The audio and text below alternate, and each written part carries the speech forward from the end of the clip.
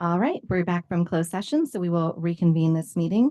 We will start with 6.1, our land acknowledgement. We recognize that the Mount Diablo Unified School District sits on the territory of the Confederated Villages of the Lisjan, the ancestral and unceded land of the Bay Miwok in northern Yokut, the successors of the sovereign Verona Band of Contra Costa County. As members of the MDUSD community, it is vitally important that we not only recognize the history of the land on which we learn, but also we recognize that the land we inhabit and learn on is the ancestral land of these people who are alive and flourishing members of the MDUSD and broader Bay Area communities today. You may stand for the pledge.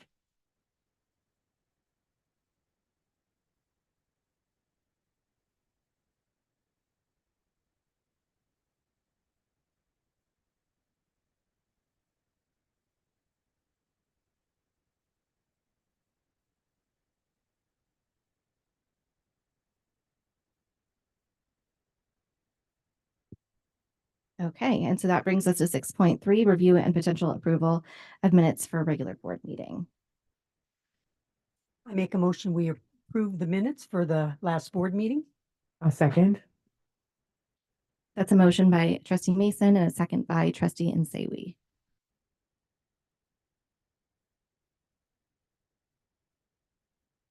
Trustee Barrios, Yes.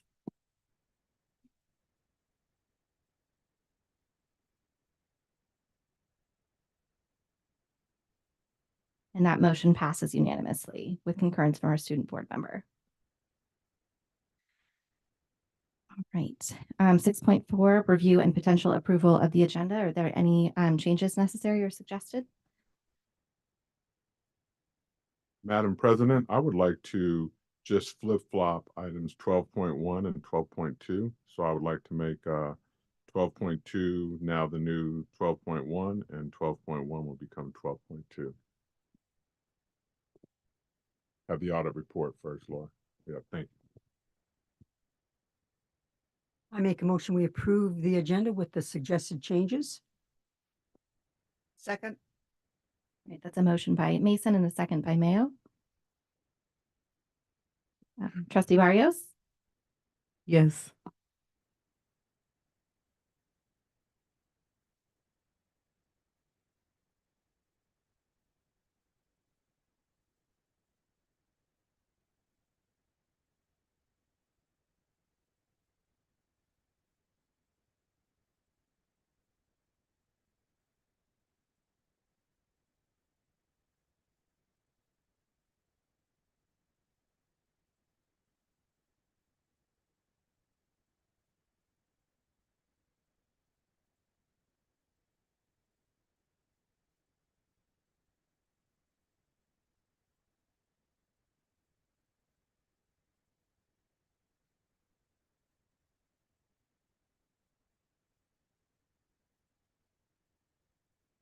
and that motion passes 5-0 with concurrence from our student board member. Okay, this is the report out on action taken during closed session. 7.1, negotiations. The board may discuss negotiations or provide direction to its representatives regarding represented employees pursuant to Government Code Section 54957.6. The board received information. For 7.2, discipline, dismissal, release, or reassignment of public employee, Government Code Section 54957B1. There was no information this evening on that item. For 7.3, existing litigation, conference with legal counsel, Government Code Section 54956, 2 cases. On one case, the board received information, and on the other case, the board approved settlement as proposed on the Mahoney matter. This takes us to 8.0, public comment. The public may address the board regarding any item not on the agenda. Laura, do we have any public comment tonight?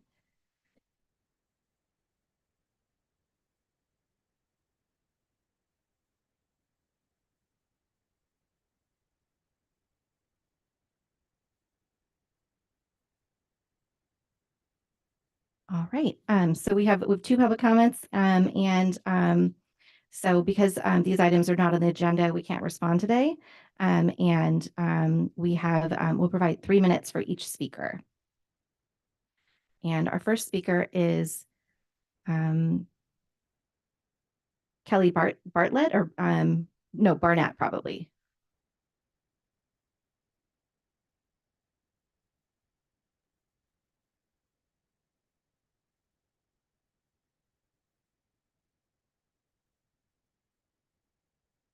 Oh, sorry.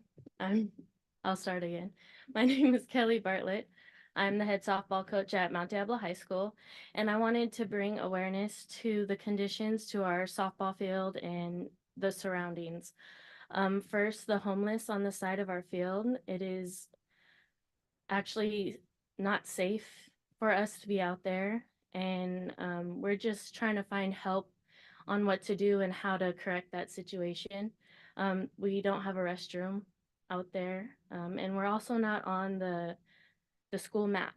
So we're right behind the football field, and so a lot of people don't even know where our field is at. Also, the maintenance on our softball field, lack thereof. So there's a lot of ground squirrels and cause holes in our outfield, which can cause major injury, not to only our students, but to other school students. So our main point is safety of all students and just the homeless encampment on the side as well. So that's about it. Thank you. Elizabeth Swanson?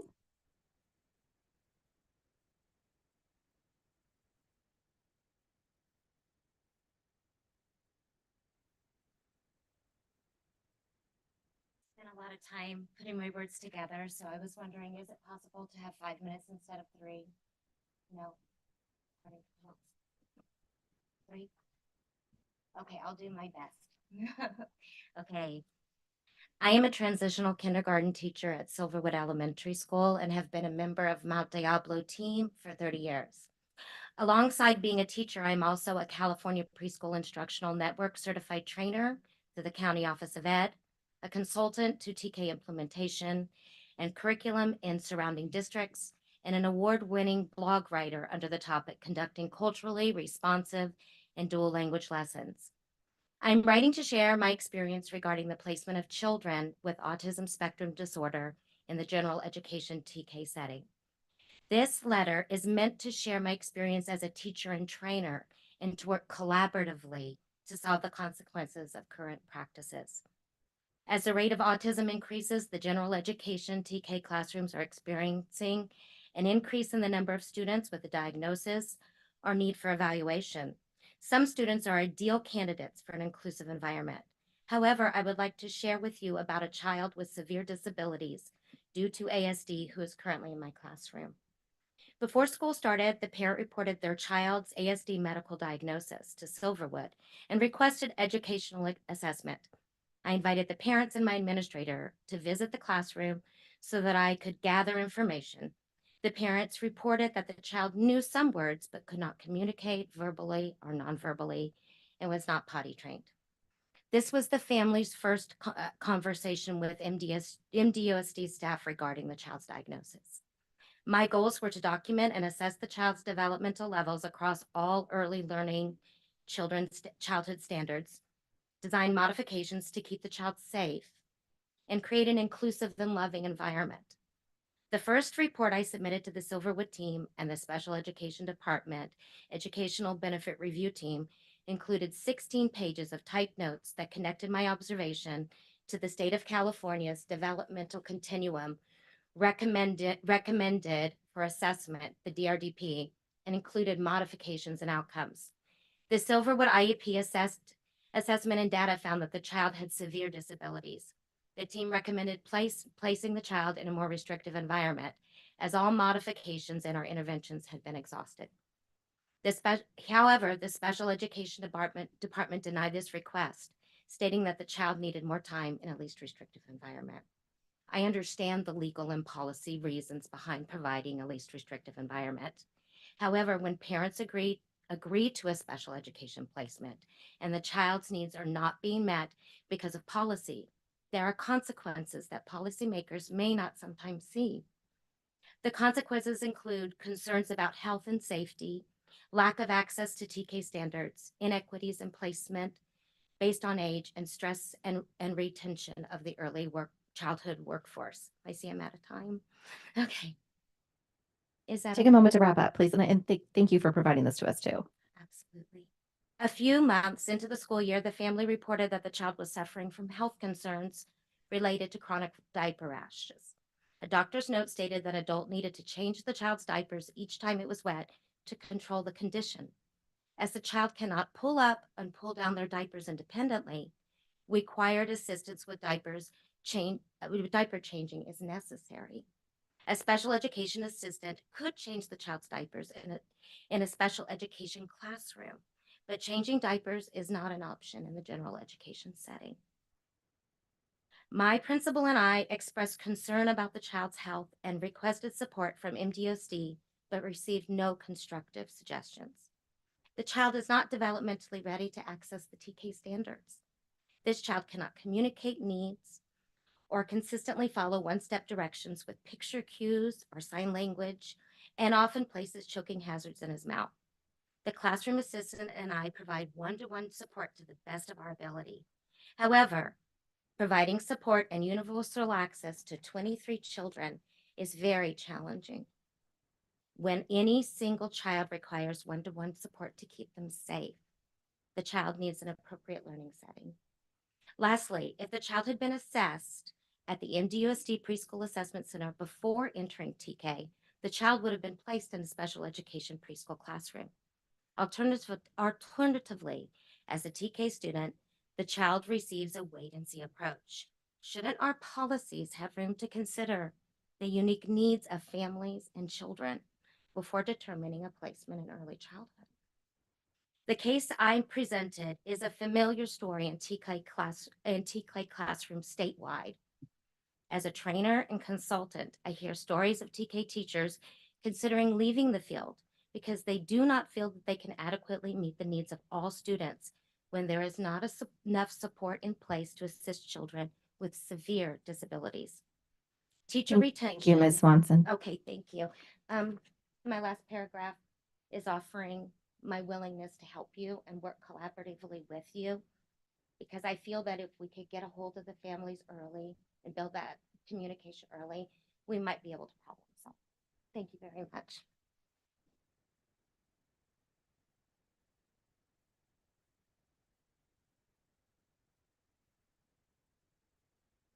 Thank you.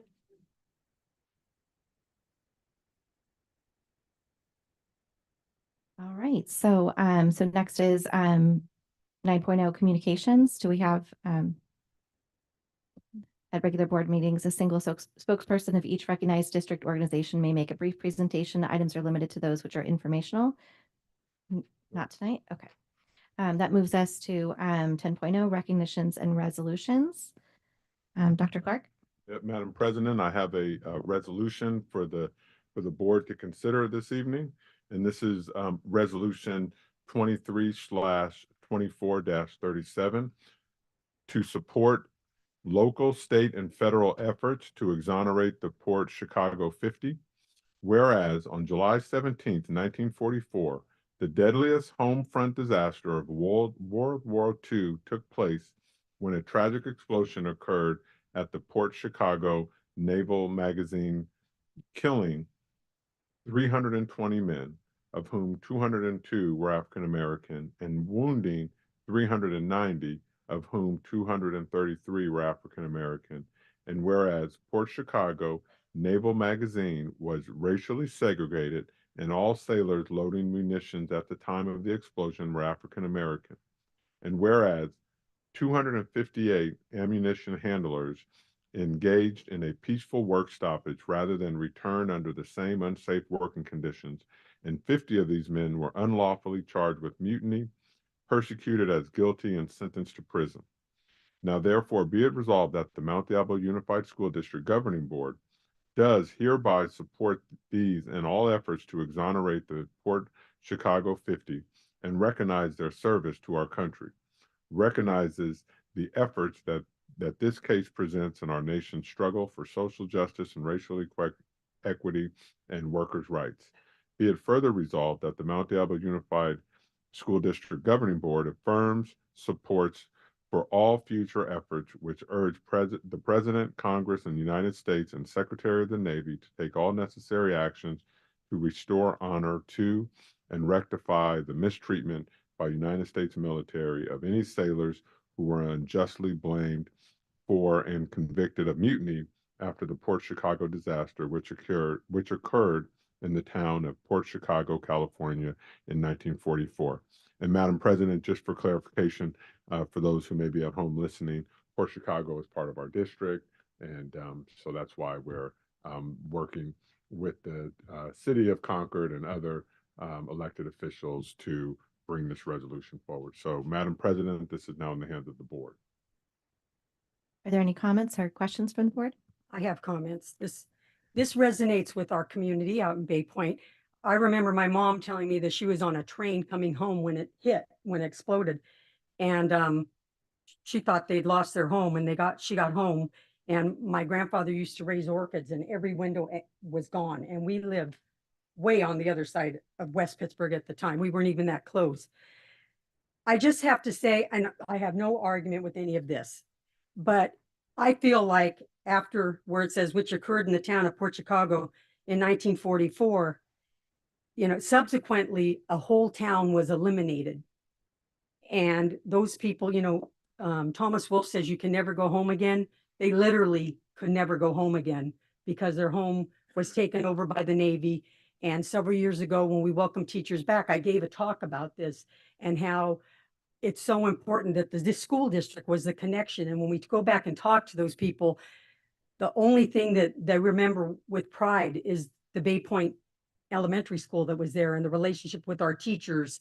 And so personally, if I had wrote this, I would have had a line after that, a comma after 1944, and say subsequently a whole town was eliminated and those families were never able to go home again. And I just felt I could not let this go through without sharing that, because to this day, and believe me, there's few of them left that were there during the explosion, it still was a traumatic event for them to not only go through that, but then to lose their home as well. So with that, that ends my comments. I just want to thank those who brought this forward to us. It is important history for us to know and for our students to learn about, particularly being here in our district. So I appreciate your suggestion, Trustee Mason. And I think that we could add it today if others are open to that.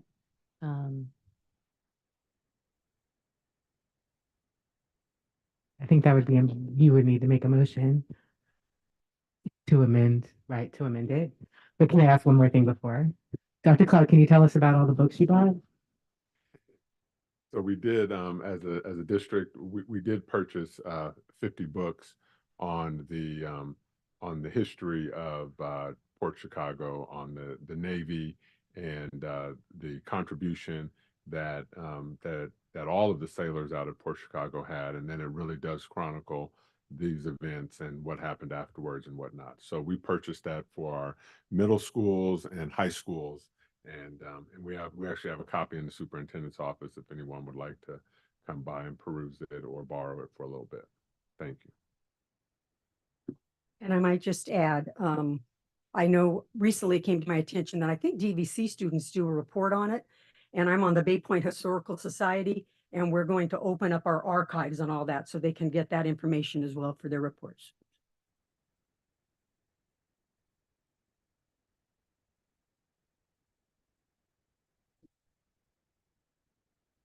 Well, I would make a motion, I guess, then that we approve the resolution with the added sentence of subsequently the whole town was eliminated and the families suffered as well.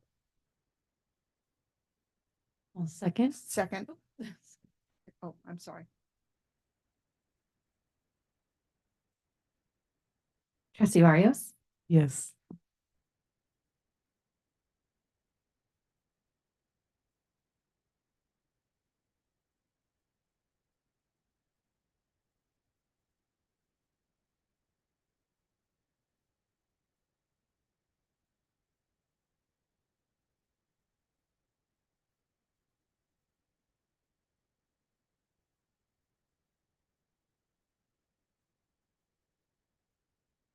right, and that resolution is approved unanimously.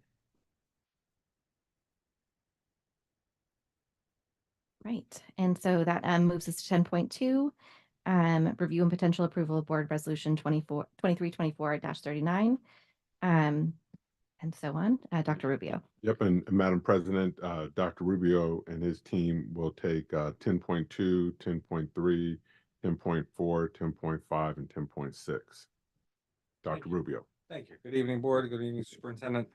We have before you first item 10.2, which is a resolution for a provisional internship for one teacher at the high school level, which allows one of our employees, or would allow with your approval, additional time to complete the requirements for their program. Madam President, I move to approve Resolution 2324-39, provisional internship permits. I'll second that. All right, thank you. That's a motion by Count and a second by Mason. Trustee Barrios? Yes.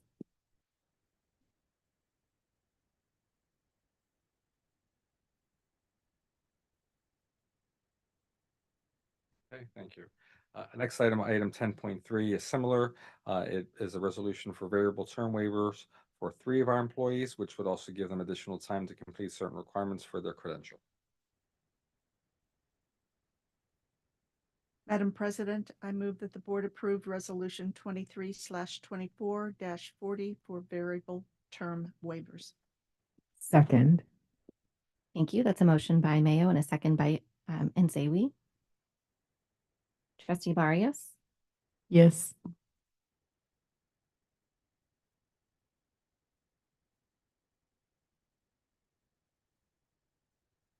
And that passes 5-0. Thank you. Okay, thank you. The next 3 items are one of the areas we're working hard to improve in HR, which is our careful review of credentials each year. And so this one is a board resolution for a local assignment option. We have one employee with their consent, who has a single subject credential, can go ahead and teach in a departmentalized class. So that's for your review and approval, please. Madam President, I move to approve Resolution 2324-41, local assignment options EC 44258.2. I'll second that. All right, thank you. That's a motion by Count and a second by Mason. Trustee Barrios? Yes.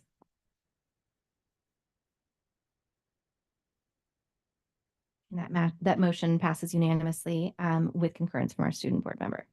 Great, thank you. Our next item, 10.5, we have 2 middle school teachers where we are also looking for a local assignment option where they have multiple subject credentials but can teach a departmental class because they have done enough units. Madam President, I move the board approve resolution. Let's see, I'm sorry, I don't have it. Scroll down here.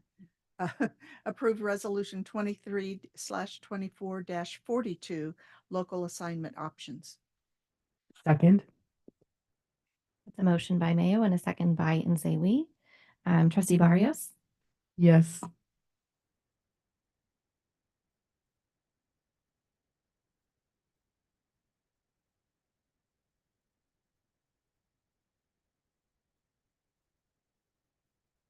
And that motion passes 5-0 with concurrence from our student board member. Thank you. And finally, item 10.6, we have one high school teacher with a single subject who can teach in departmentalized class based on their units. Madam President, I move to approve Resolution 2324-43, local assignment option. Second that. Thank you. That's a motion by Count and a second by Mason.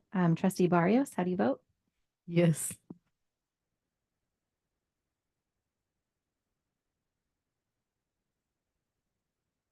And that motion passes 5-0 with concurrence from our student board member. Thank you.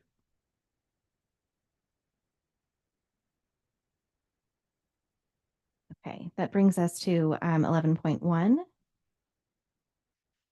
We have Mr. Sheehy, who is going to present this item. Good evening, Board, Superintendent, Clark. The Human Resources Department is bringing forward the board's review and potential approval, the appointment of Chris Hansen as the custodial and operations manager.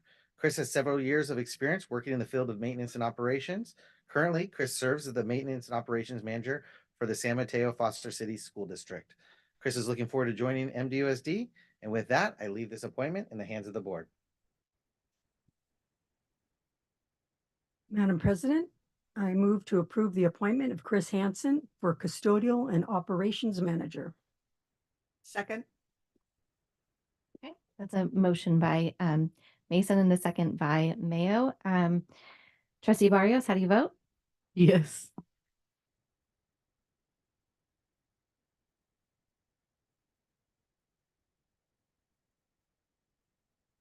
Welcome, Mr. Hanson. We look forward to your speech if you'd like to give one. Hello. Okay. Good evening, esteemed members of the board, Dr. Clark. Thank you for inviting me to join this Diablo district.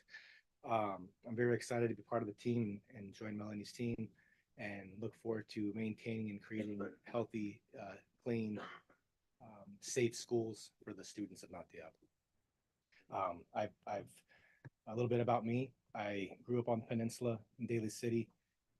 Been married, moved to the East Bay, lived here for about the past 28 years. Been married for about 27. I have 2 daughters, a 16-year-old who loves track and field, and an 11-year-old who loves soccer. I was in the United States Navy for 4 years. And like I said before, I'm proud to join the team. So thank you. Thank you. We're very glad to have you. Right, so we move on to 12.1, and we have a presentation. Is this Mr. Yes, Vargas? so yeah, we're gonna do Ray. We're gonna go ahead and take Ray because the auditors are stuck in traffic.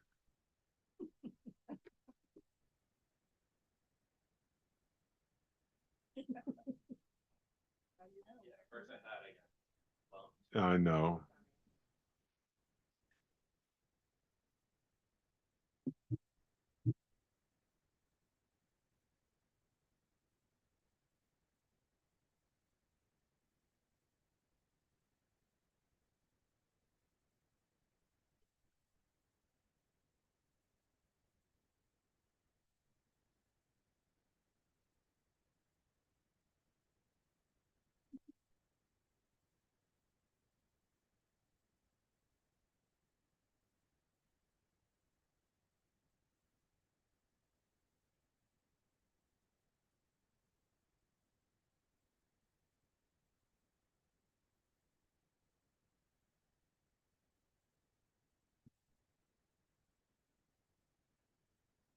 Hey, there we go.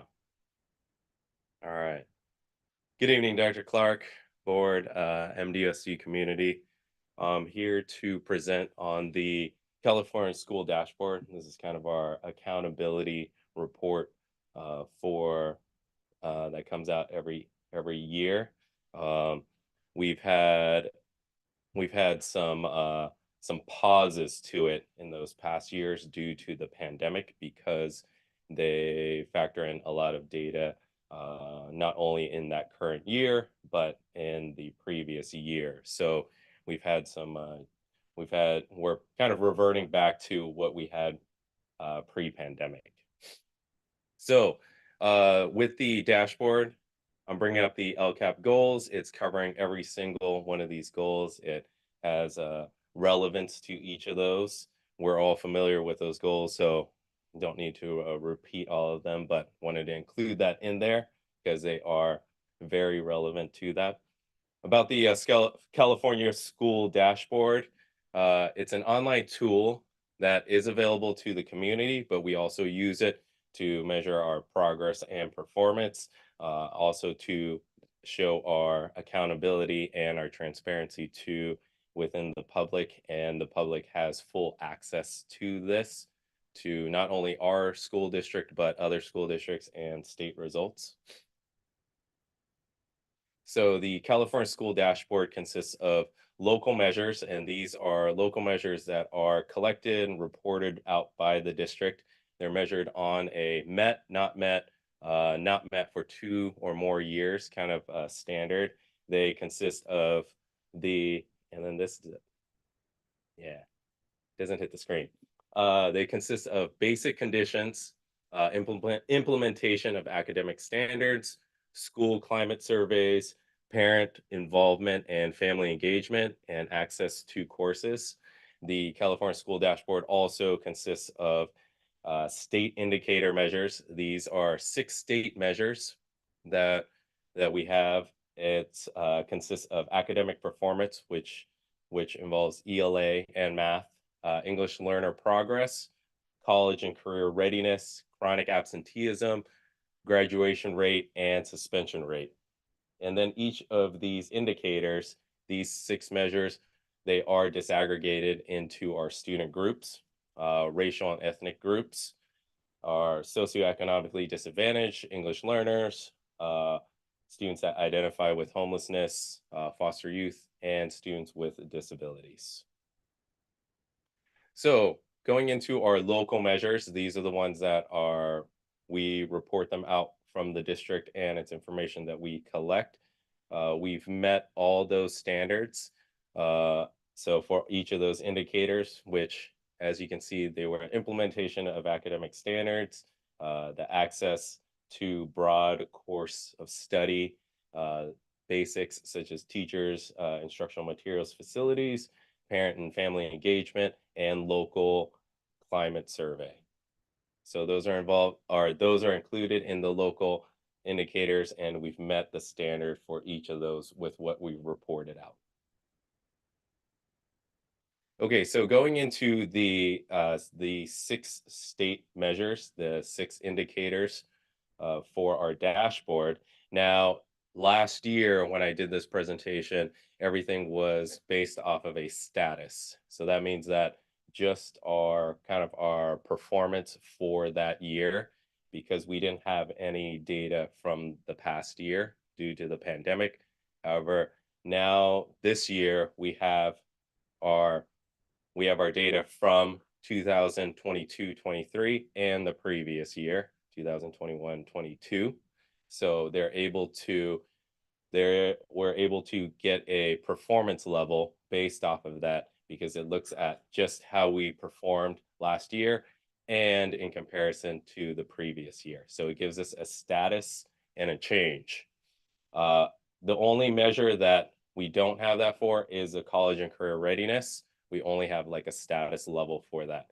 So going from red to blue, as you can see, it's kind of like a gauge, like a speedometer or a gas gauge kind of thing. We have the red as lowest performance level, and going up to blue as the highest performance level. Performance levels are determined using 2 years of data. So like I said, it is our kind of status, how we performed last year, and then also in comparison to the previous year. So this is a good way to encapsulate how we are doing and how we are improving from that previous year. So the status cut scores are for just that current year, and the change cut scores are for that growth or decline. So the comparison from the 1 year to the other year. Now there is a placement grid that kind of determines that performance level. I'm not going to go into that, but I'll show it at the very end. It's kind of included in the appendix. It's kind of just like how we're determining each of those performance levels. So for status level, and this might look familiar because we had only status level last year. This year, it's only for our college and career readiness. So for our college and career readiness, it's going to be reported as kind of the cell phone bars, okay? And that only pertains to just the past year, so 2022-23, like results. And there was nothing to compare to, but next year we will have something. Okay, so for our academic indicators, there are 2 primary academic indicators, English language arts and mathematics, and they use the SBAC results, so from our CASP. So if you remember, had a CASP presentation on our results for ELA and math, and they use that our performance results to determine our performance on our academic indicator here in the California School Dashboard. Okay, they're going, how it's calculated is that they use a distance from standard. So standard would be if a student, the kind of cutoff level where a student meets that standard level and how far students have performed from that, and then they'll take an average. Now, under the Every Student Succeeds Act, ESSA, all states must test at least 95% of their students. Any students that do, if we have completion percentages under 95%, that counts against us. So those students are they end up receiving like the lowest score possible. So we really press upon all our sites to get to that 95% threshold. So because it counts into the results here. Like I said, with the academic indicators from this graphic, you can see what they do is they take that distance from standard. It is for each and every single one of those students. They average them out, and then that's going to determine our kind of total score and determines how far we are from standard. And then we can see what our status is and then our change compared to that previous year. So our results for our current dashboard for our ELA, so you can see we were 16.3 points below standard. We're on the yellow, as you can see with that gauge, but as you can see, we've increased 5.1 points from the previous year. So if you do remember from our CASP results presentation that the percentage of students that met or exceeded didn't change that much from the previous years, but you can see that we had an increase we got closer, like on average, the students getting closer to like a distance from that standard. So there was an increase. So you can see that yellow gauge, and then all the other graphics over there, you can see it is disaggregated by our student groups. Okay. And then if it has a no performance color, that means that there wasn't enough of those number of students in that student group to be calculated. And that is just to statistically and also to protect the identity of certain students. So for our American Indian groups, there weren't enough of those students to determine a performance level. So this is for ELA. And then also you can see with each of the indicators, we can see once you bring up our district, you can also toggle over to the state. You click on the state and then you can see a comparison with the state. Okay. And which grades were tested or are in the results for this? Oh, yeah, great question. It is grades 3 through 8 and 11. And then here is our mathematics. So you can see that we have 47.6 points below standard. We're on the yellow, so mid-range, but we increased by 6.5 points from that previous year. And then just just a side note, when we did have this California School Dashboard, which was now it's what, 3-4 years ago. So I think the last time was 2018-19.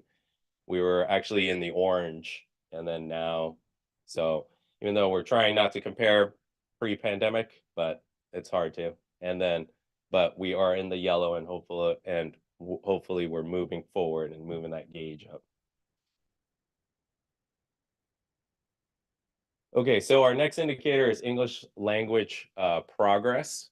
So it reports out on the percentage of current EL English learner students, EL students making progress towards English language proficiency or maintaining the highest performance level on the summative English language proficiency assessment for California. So that is the LPAC. So all EL students take the LPAC every year. All EL students do that, and then there will be a LPAC score for them. But based off of that LPAC score, will determine how much progress they're making toward reclassification. And then so with the ELPI levels, what they've done is broken up 2 and 3 to like a 2 low and a 2 high, and a 3 low and a 3 high, just so that we can kind of see that progress. If even though it might be kind of incremental within, in case a student falls within, they stayed at that 2, but if they move from a 2 low to a 2 high. So instead of 4 levels, it ends up being 6 levels. And how it's calculated is the number of EL students who made progress from 2022 and 23, plus the number of EL students who maintained the highest level from the prior year. This has changed a little bit from the past year because it was only EL students that were at a level 4, but now they're saying out there maintained their highest level from that prior year. And then so it's and it's divided by the total number of EL students with the prior year and current year summative LPAC and summative alternate LPAC results. The alternate assessment is given to students with significant cognitive disabilities, and then they're factored in there. And that gives us the ELPI status rate. So our results, we were in the orange. We had a 44.1% EL students making progress towards English language proficiency. This is a decline from that past year. And then you can see the results, the distribution of it in 2022 compared to 2023 in the graphic right next to it. So in the kind of a magenta, those are ELs who decreased at least one ELPI level. The green ELs who maintained an ELPI level of 1 to a 2L, 2H, a 3L, or 3H. And then we have ELs who maintained an ELPI level of 4, which is a blue, and the purple are the students who progressed at least one ELPI level. So you can see the comparison from the last 2 years. Now for college and career readiness, like I said, we only have a status level, and for the college career readiness, it consists of kind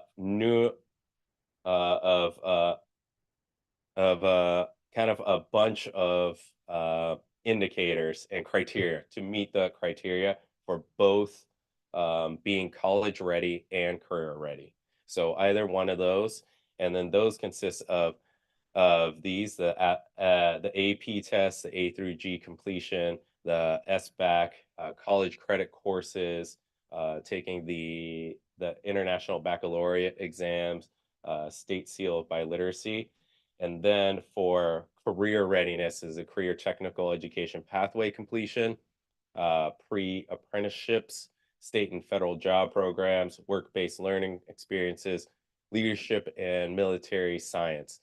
And then it's how it's calculated as well is if they meet certain criteria for some of these categories.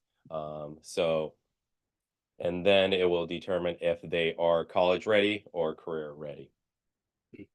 So it's going to just take the number of students that are prepared over the divided by the total number of students in the 2022-23 combined 4 and 5 year graduation rate, and then that's going to give us that CCI score rate. And then, like I said, it's only going to be a status. So from that past year, at this point, it was considered low. So 2 bars, that 34.4% were prepared. And then you can see the distribution with our different groups. And then because it's only so many students that are in the graduation kind of group, there's a few that don't come up with any performance level. Moving into academic engagement, this is our chronic absenteeism. And these are students who were absent for 10% or more of instructional days that they were enrolled to attend. Okay, and then only students in kindergarten through grade 8 are included in this. There are external reports that include middle school, high school, but for chronic absenteeism, it's just focused on the K through 8 in that dashboard. And then, like other indicators where we want to have a high percentage of performance for this, we want to have a low percentage in that for the chronic absenteeism. And then so just taking the number of students that were chronically absent in that year, divided by the number of students meeting the absenteeism requirement, the enrollment requirement. So being enrolled for at least 31 instructional days to be counted in there. So if we have a new student that just came in and they didn't meet that, they wouldn't be included in there. And then that gives us our chronic absenteeism rate.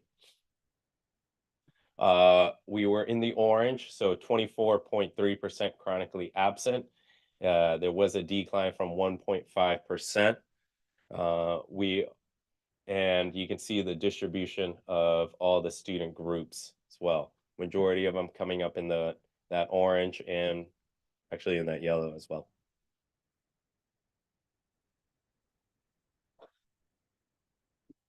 For our graduation rate, that's our next indicator, and that's a percentage of high school students meeting with a who graduate with a regular high school diploma. So that's not including students with a special education certificate or meeting the high school equivalency exam. So it's a regular high school diploma. And then so the graduation rate is a 4 and 5, so it includes so for this past year, it was including the class of 2023, but also the students that ended up graduating in their 5th year from the class of 2022, and they're just kind of added into that group. So this is how it's calculated. So number of students who earned a regular high school diploma within 4 years, or 5 years, and then divided by the total number of students in that cohort, in that 4-year graduation cohort, plus just those number of students from the prior year who earned the high school diploma. So not including the ones that didn't. So we're in the orange there. It is a 85.3% graduation rate. We had a decline from a 3.4% from that previous year. And then you can see the distribution of groups. And then similarly for some smaller, for some indicators that had smaller groups that no performance color, we had a few of those groups that came in there because there just weren't enough of those students. And then I think this is lastly, suspension rate. This is the percentage students who have an aggregate suspension of at least 1 full day. So that means that they had at least one suspension one suspension during that school year. And then so the student is counted at least as suspended in the suspension rate. So only once. So even if if they've had multiple suspensions, they only come up once. So it's kind of a unduplicated count. And then this is very similar to the chronic absenteeism. We want like a low percentage as opposed to a high percentage. Okay, so unduplicated number of students that were suspended with a suspension for at least 1 full day over the cumulative enrollment. So that cumulative enrollment, so it would be included if students were enrolled with us, they committed a suspension, or they didn't, they transferred to a different school district. They were still part of our school district. They had a suspension during that. So it's counted in that cumulative enrollment. So we were in the orange here. There was about 4.1% suspended at least 1 full day. This was a increase of 0.9% from that previous year. And then I do appreciate, thank you for your time, but I just want to show you real quick. This is in the appendix. You can take a look at this. is the 5x5 colored tables, and this was to determine the performance levels. So, for example, on the academic indicators, depending on the points they fall on, where they fall in, if going down on your y-axis is like what the percentage was their performance for that year, and then up on the top, going across the kind of x-axis was if it was an incline or decline, and then it kind of falls into that category, that color coded. So there's different tables that are available for each of the performance levels, so you can take a look at those, and that's how those performance levels were chosen for each of those indicators that I just talked about. All right, thank you. If there's here for any questions. Any questions? Thank you for making your wonkiness understandable. Of course. Question for further study.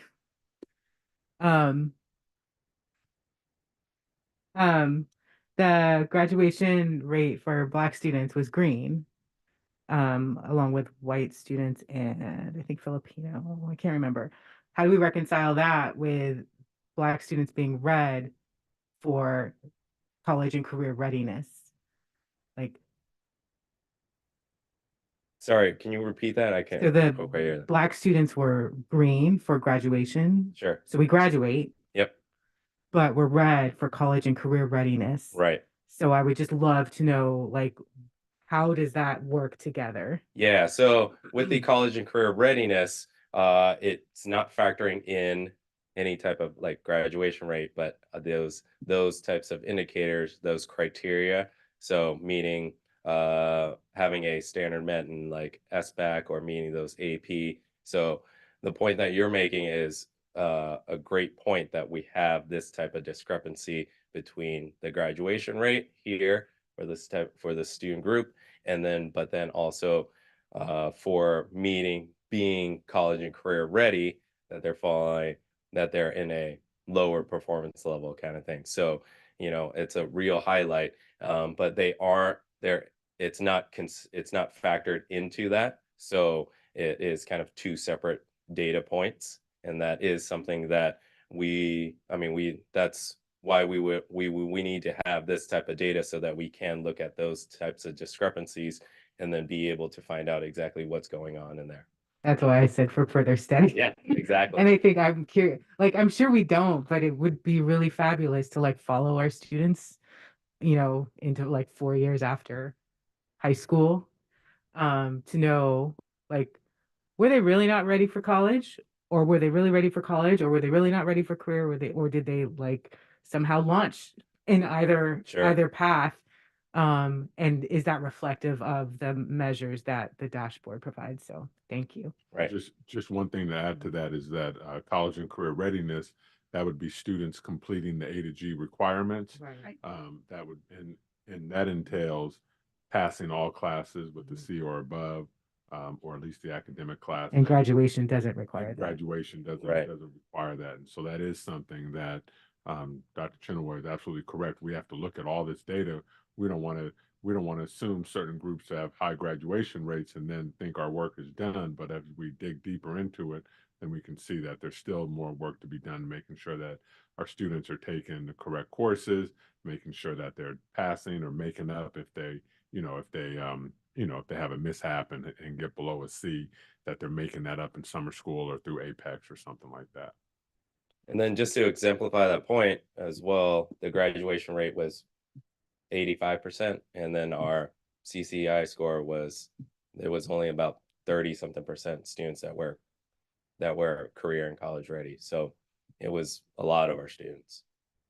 I think it does have to do with what we set as our criteria for graduation as well. Not every school district is the same in the state on that, right? So some school districts decide that every student should meet the A through G requirements in order to graduate. That is a choice that we have not made. And so this is the result that we see. So there are pros and cons to that decision, I'm sure. But I'm glad that we have both data points so that So- we can see that.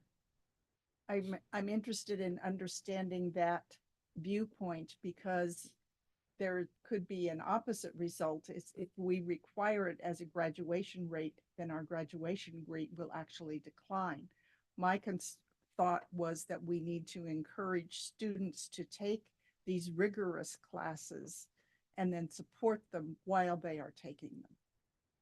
Yes, and I think more of our courses over time have been qualifying to be A through G courses, which has been helpful as well. So, yeah. Did you have? Okay, I had a few questions or just comments. I thought it was really good news that both our ELA and math scores increased since last year. And in terms of when you like you were saying, you can click on the site to see our comparison with the state. And we are doing better than the state in both of those areas, which was great to see. Um, but then noticing that our English language, English learner progress declined and is actually worse than the state. What that tells me, and college and career similarly, is worse than the state level.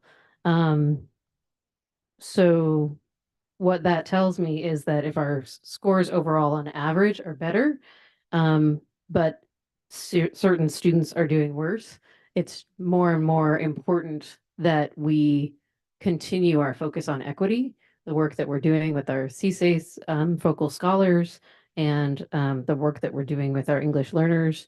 Um, this data tells me that that is all the more important um, for us to be really focused on those students and how we're supporting them. Thanks. Any other questions I have one, I think, simple question and then just a or comment too. statements? I was wondering kind of about A through G and how that plays with college preparedness. And then that was kind of addressed by some of the comments here. So thank you for that. And then I was just curious about the diplomas that count toward the graduation rate. And I noticed that it said that like adult ed diplomas don't count toward that rate. And I just wanted to clarify, and I'm pretty sure, but like a diploma from our alternative high schools, like from Olympic, would count toward our graduation rate since it's a 4 or 5 year. Yes, with a regular high school diploma. Yep. Okay. So, but it was the certificate of completion, meaning the equivalency exam.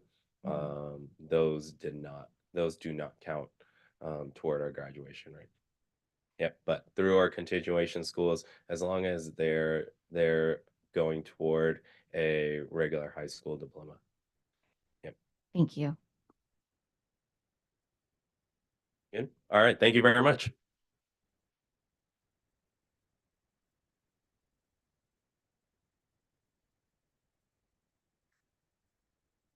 All right, so we'll move on to 12.2.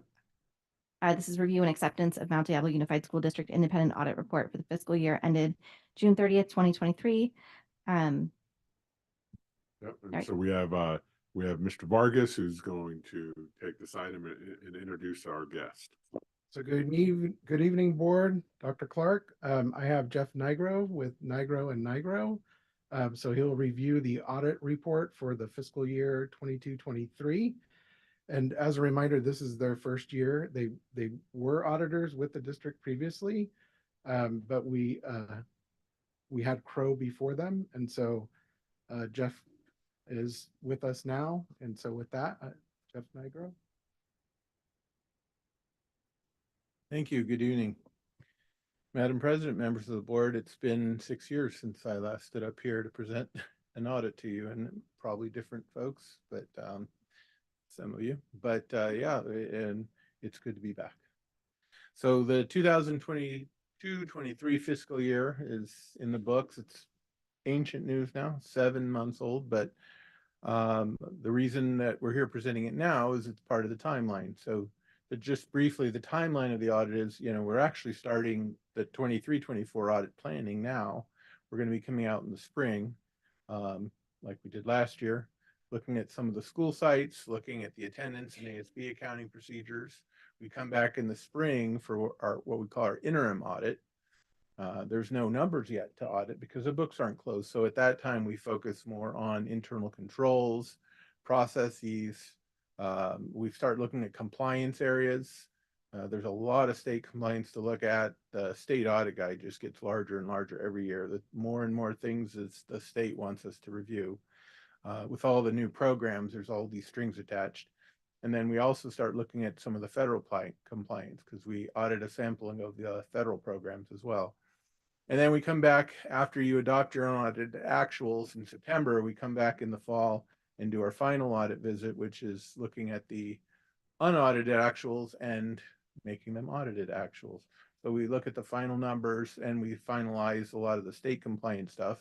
And after we do all of that, the audit is filed with the state controller's office by December 15th, which is the statutory deadline.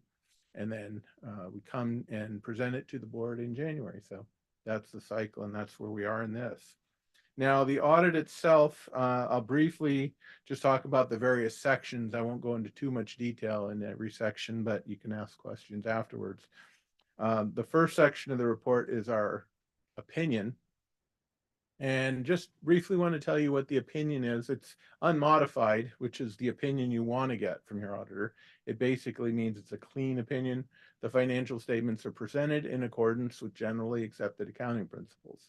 So if we have to modify our opinion at all, that generally means that there was an accounting area that was not in compliance with GAAP. So an unmodified opinion is a good one. That's what you have. After our opinion is a section called Management's Discussion and Analysis, MD&A. And this is a section I refer to people who, if you're not a numbers person, you don't want to bother reading the whole audit report, you just want to get a summary. This is the section for that. So it highlights some of the key financial statement elements. It talks about what the different reports mean, and then there's some comparative information in there. So if you want to just read through that section and just kind of get a flavor of what's going on, that's a good section to look at. If you are a numbers person and you do want to get into the detail, then the actual financial statements follow. And the financial statements present different financial sort of views of the district. There's a government-wide one that looks at the district as a whole, and it includes all of your funds, and it includes all of your capital assets. It includes all your long-term debt. And then there's fund financial statements, which are your more traditional type financial statements, looking at more of your just your current assets and current liabilities and fund balances, which is what you're more used to seeing. And then following those are the notes to the financial statements. And then the notes are there to provide even more detailed information. So if you really want to get into the weeds, this is where you want to start looking.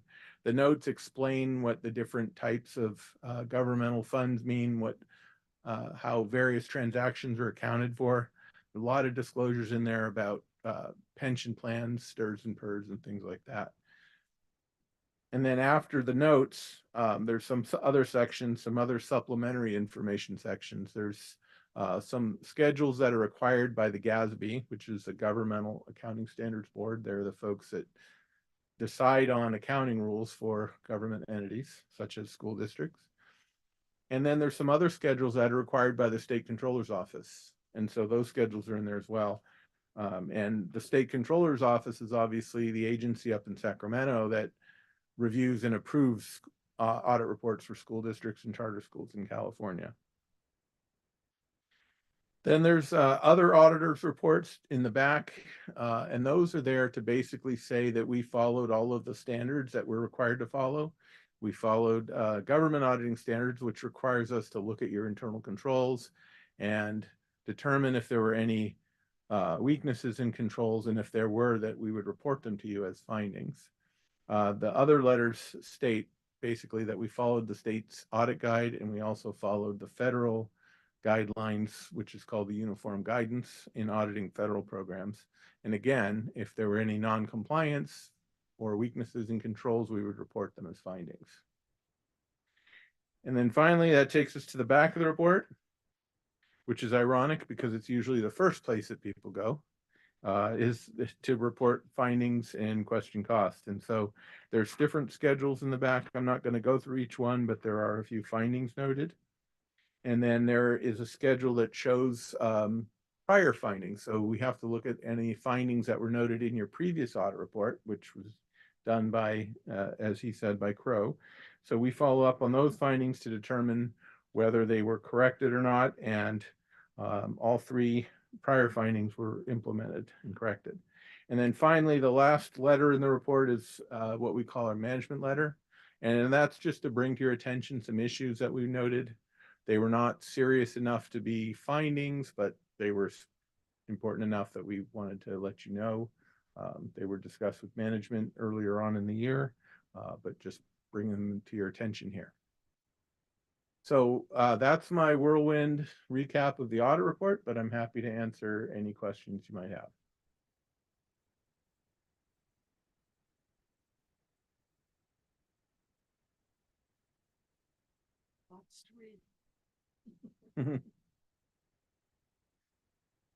I just want to say thank you. It's good news that it was unmodified.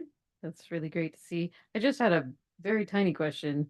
Page 82, when we're looking at the summary of results, it says oddity qualifies as low risk oddity, and the answer was no. Mhm. What would cause someone to be a low risk? It has to do with, there's several things, and that's a federal compliance matter. So when we audit federal programs, one of the first things we have to do is determine if the auditee is high risk or low risk. Low risk simply means we can test fewer programs. And there's a number of criteria that have to be met. One of them has to do with having an audit completed in the last 2 years that had no material weaknesses identified or no federal findings.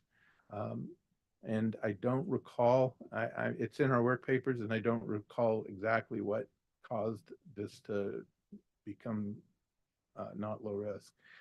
So it probably had to do with a prior audit finding, if I remember correctly.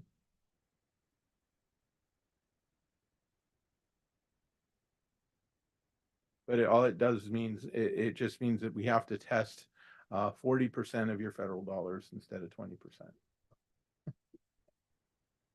And we passed those tests, so that's good news. There were Thank no you. federal findings.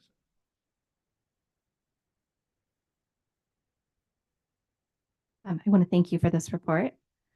And for kind of your comments on kind of how to read through it were incredibly helpful. Good. So thank you for those as well. Good. All right. Thank you very much.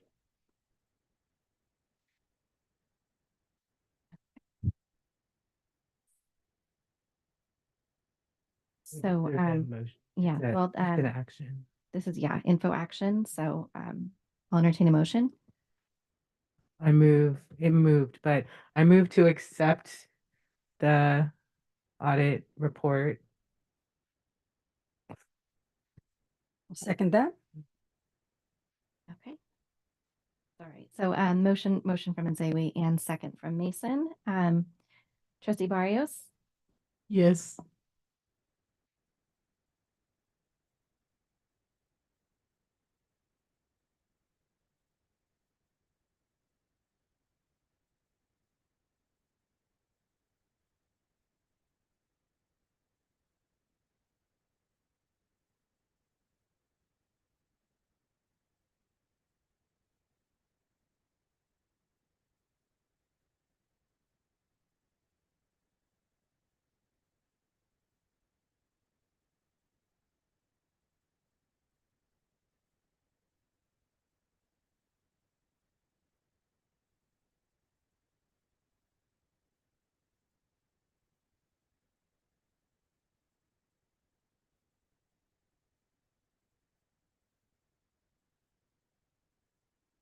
and that motion passes 5-0 with concurrence from our student board member. Okay, so 12.3 is facilities update. So we're gonna have Adrian here, Mr. Vargas here again, and then he'll introduce his team. All right, good evening again. So what we have before you is a facilities update. As you all are well aware, we have a lot upcoming projects. And so I have Melanie Coslow, the Director of Maintenance and Operations, and Robert Sidford, our Director of Technology and Innovation, here tonight to kind of first, Melanie's going to go through some historical information and then just kind of give a update and timeline on what's coming down the line for Mount Diablo in our facilities program. So with that, I'll pass it on to Melanie.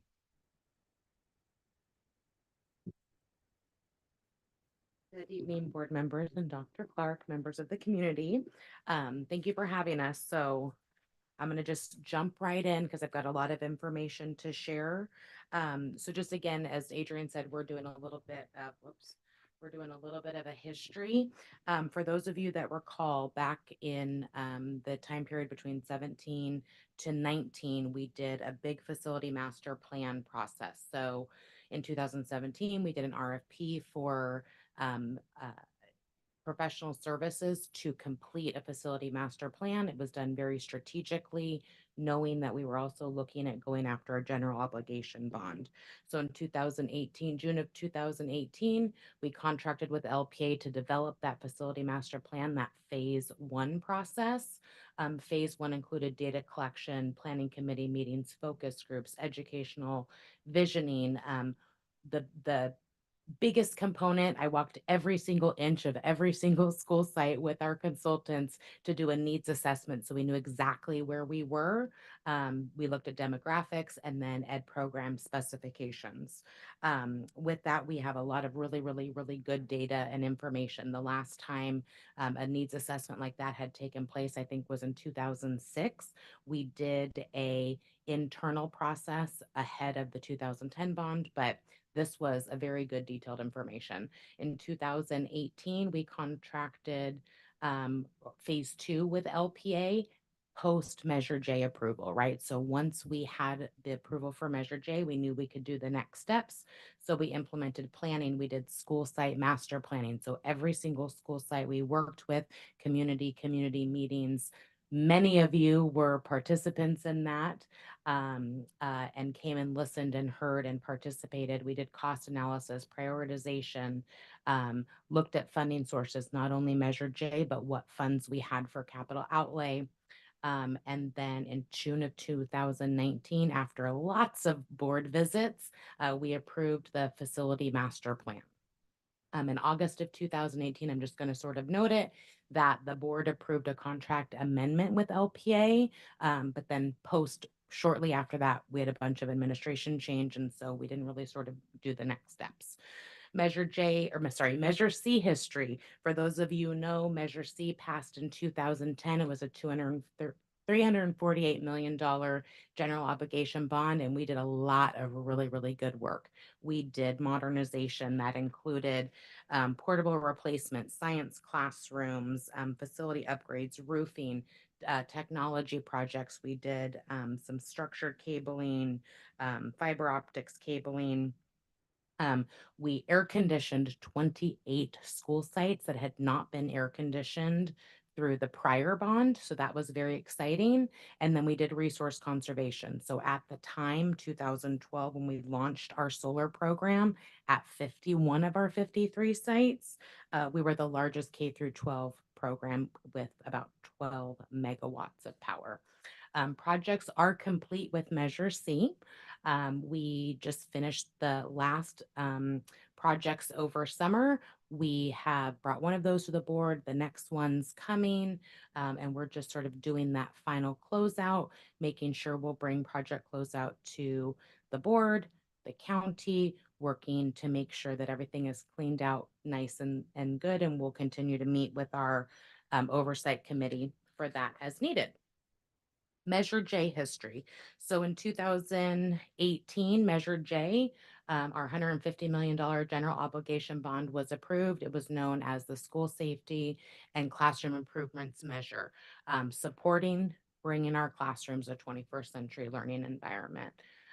In June of 2019, we with LPA, we brought forward that approved projects list, again, multiple meetings and study sessions, and the identified projects or programs were M&O immediate needs. So that was sort of utility projects, district-wide, technology, district-wide safety and security, HVAC for multi-use rooms, and then repair and refresh. In June of 22, a presentation was brought forward to the board, and then we brought forward an update in March of 23. As you guys all remember, Robert and I brought that forward, and we really sort of laid out what those items under those approved priorities were going to be with our district-wide technology infrastructure. Robert's going to touch on that. Our district-wide LED lighting, controls, maintenance HVAC replacement, the middle school kitchen modernizations, and then of course, the most exciting thing for me is those elementary modernizations that are going to kick off this summer. And I'm going to turn it over to my colleague here. Thanks, Melanie. And as a former history teacher, I appreciate the history lesson there.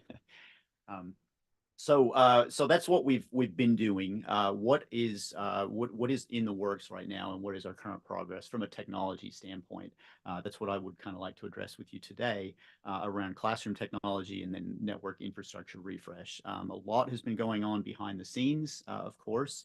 One of the things that has been more front and center more recently is the interactive flat panel rollout, the Promethean active panels, and I'm really, really pleased to report that with the support of M&O in particular, and then a lot of folks within technology, Aaron, our educational technology coordinator, and obviously our technicians as well, that has been really successful. We are about 96% complete with the rollout of that project. The last 4% is some of the really hard stuff like mounting on walls and those kind of things, but we're really excited that the vast majority of our classrooms have and are using the interactive flat panels really effectively, and we've seen some really cool stuff going on. So I really encourage you to go out and see those if you haven't already, which I know you have, so don't need to talk any further about that. The less exciting part, but the part that makes it all go, of course, is the infrastructure side of it. And so I wanted to just kind of give you where we're at right now with that.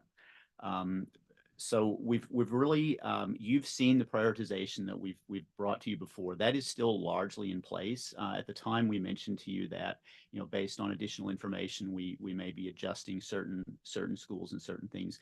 This is kind of a way to look at that that really is going to expedite the work. So with the help of 196, the architecture firm, we've really identified that the 13 sites that we worked with on that network assessment really do need a full engineering and architectural design. And that's what we're working on right now with the 3 modernization sites. And I think Melanie's going to talk a little bit more about that as well. But those are getting a full engineering design for the network infrastructure piece. What we obviously they're more complex sites. We knew they were more complex sites going in. They're going to be a little more expensive, and they're going to have a longer time frame to get those actually in place. So those are the sites there that you see on that list. The second track is really a sort of a new track, and this is a way to expedite some of the work around getting this infrastructure in place. And so these are projects that we don't need a full design for. They're less complex networks. In many cases, we already know the pathways for things like the fiber. The copper work is going to be less complex. And we now we're finalizing exactly what projects are going to be on the network. So you can't design a network without knowing what it's going to do. So we're in the process of finalizing those. So those are things like clocks, bells, and speakers, voice over IP, security cameras, potentially access control, some of those sorts of things as well. So that second track is something that we're going to be working on internally, working with our existing vendors to minimize cost and really expedite some of those projects. And so those are the schools that you see there. I wanted to just highlight one school, which is our what we call a proof of concept site. And we've chosen Silverwood largely because it's probably about the simplest site we have. So it sort of removes a lot of the variables so we can use it as a proof of concept site and make sure that all of these things integrate well, that we have developed a process, that we have costs in place that we can then extrapolate out to determine the additional costs that will be charged to Measure J as we move forward through these sites. So once we get those final costs within the next 2 or 3 weeks, I'm anticipating that we will bring those projects back to you, most likely the first meeting in February, for your approval to move forward with the Silverwood network upgrade, with work anticipated to start on that in this spring. And that's actually going to be really exciting because we will have a site that will actually be, here's what we want to do for our additional sites, including the fully engineered sites. With that, I'll pass it back to Melanie. Thank you, Robert. So moving along with our Measure J projects, sort of a big piece that we have is our district-wide LED lighting project, and then the controls and maintenance HVAC. So in October of 21, an RFQ process took place to find a pool of contractors that could do this district-wide building resource conservation type project specific to HVAC controls and lighting. In February of 22, a resolution was brought forward authorizing the turnkey design and construction, a design build contract to do all of that work. How about that? And it was offered to Schneider Electric. In April of 22, the design build, so that was the resolution. Then the design build contract for the design services were approved in April. So they went out, they did all kinds of assessments for our lighting, came back in May. We did amendment number 1, which deployed project scope 1, which was the district-wide lighting. So I will say, while they are still out, 99.9, maybe 99.4% of the LED lighting is complete. They are just finishing with that color tuning lighting that we have in specialized special education classrooms, because you can have different common environments based on the lighting. And we are scheduled to walk those sites in 2 weeks. So they're just finishing up with that. So it doesn't mean that Schneider's gone. It just means that most of lighting is complete. And then in March of 2023, we brought back the revision to that amendment number 1, which brought forward project scope 2, which was to finish the district-wide HVAC control system, as well as do non-DSA HVAC replacement. I know I came recently with some HVAC information, and so 249 units are going to be replaced starting this spring break. So Schneider is still around, control wiring is taking place, and I think 2 additional schools have been brought onto the system. We're still sort of in test mode, but the ultimate goal is that we will be able to control all of our HVAC equipment district-wide from a centralized location with schedules. Classes are closed, but office staff is still there. Okay, not a problem. Office stays on. Classrooms are shut off to do conservation. Moving along, middle school kitchen remodel program. So the architect of record for those project is Knockton Lewis. The district has a very long relationship with Knockton Lewis, and so I'm excited to be working with them. Project number 1 was identified as Valley View. There's multiple reasons that it was brought forward, but mostly because we needed a working kitchen over there. So it was used sort of as our proof of concept because we knew that we hadn't done a project like this in quite a while. And so it is under construction, taking a little bit longer than anticipated. A few different reasons. Some of it is that we're still waiting for some kitchen equipment that is owner provided, contractor installed. And we just got notification this morning that that last piece is on its way. And so it should be to the supplier, I think at the end of this week, and then out to the site next week. So we are looking at completing and then opening the kitchen hopefully in February. Project number 2, we are in design, which is El Dorado Middle School. Mostly that site was selected as our next in line because they're all sort of the same age, but that it's very similar to Valley View. So the design process was a little bit shorter. And then we're going to move right into project 3 and 4, which will be Diablo View because the scope is less, and then Riverview, which is next in line. The elementary modernization project. So 19.6 is our architect of record for that project. Those sites are Meadow Homes, Mount Diablo Elementary, and Rio Vista. So I know, again, I've shared sort of in detail, but phase 1, so all 3 sites will have a phase 1 and a phase 2.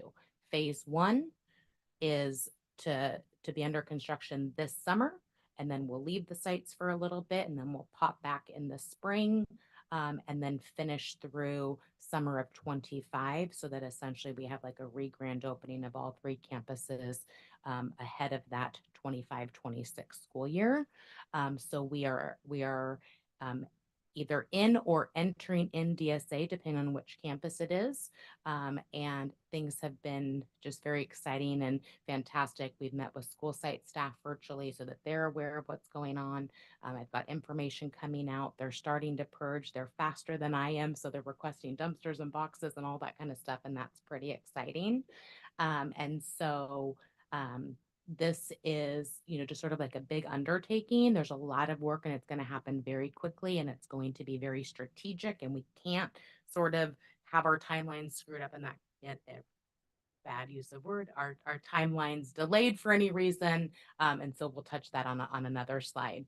But we are working with the site in the sites administrators to inform the school site communities. And then obviously we want to make sure that we're sharing with the community the good work. Furniture plan, we've been working with our ed services team, and we will be bringing forward in February a furniture plan and contract, and then just continue to share what's happening with those campuses. So sort of what I alluded to is there is an item on the agenda for a construction management firm. So the reason that I'm bringing forward this item is that to support the extensive projects that are coming forward. The department has unfilled vacancies that we have been working to fill, and we've just been unsuccessful. And because of the timeline, things are moving very quickly. The department needs support. So the firm, as you have seen in the contract, is Sixth Dimension. They've provided construction management services for us in the past, including, roofing project and site improvement projects. So if there's questions on that, we can go for that. And then I'm going to turn it over to Adrian to finish this up. Sorry. Thank you, Melanie. So I'm going to finish it up, and basically we are anticipating coming back to the board with periodic updates on our facility projects related primarily to Measure J. We are looking at LPA presentation just to assess our facilities again, because the last master plan was done quite a bit ago and before the pandemic, and a lot has happened after the pandemic. And then also in relation to our maintenance and operations and facilities department, we are looking at some realignment changes to better support those 3 different areas. And so with that, that's the end of our update. So we'll take any questions that you may have with the information.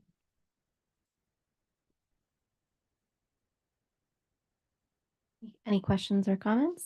All right, I do. Thank you so much for presenting this. It's very helpful, I think, for us as the board, but also for the public to get that history of how we got to where we are. So thank you for that.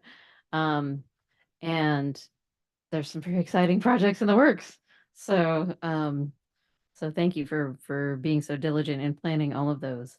My questions are, I've got 2 questions. One is earlier today we heard about the Mount Diablo High School softball fields and some of the issues that they've had. That's something that has come to us as a board before in prior years.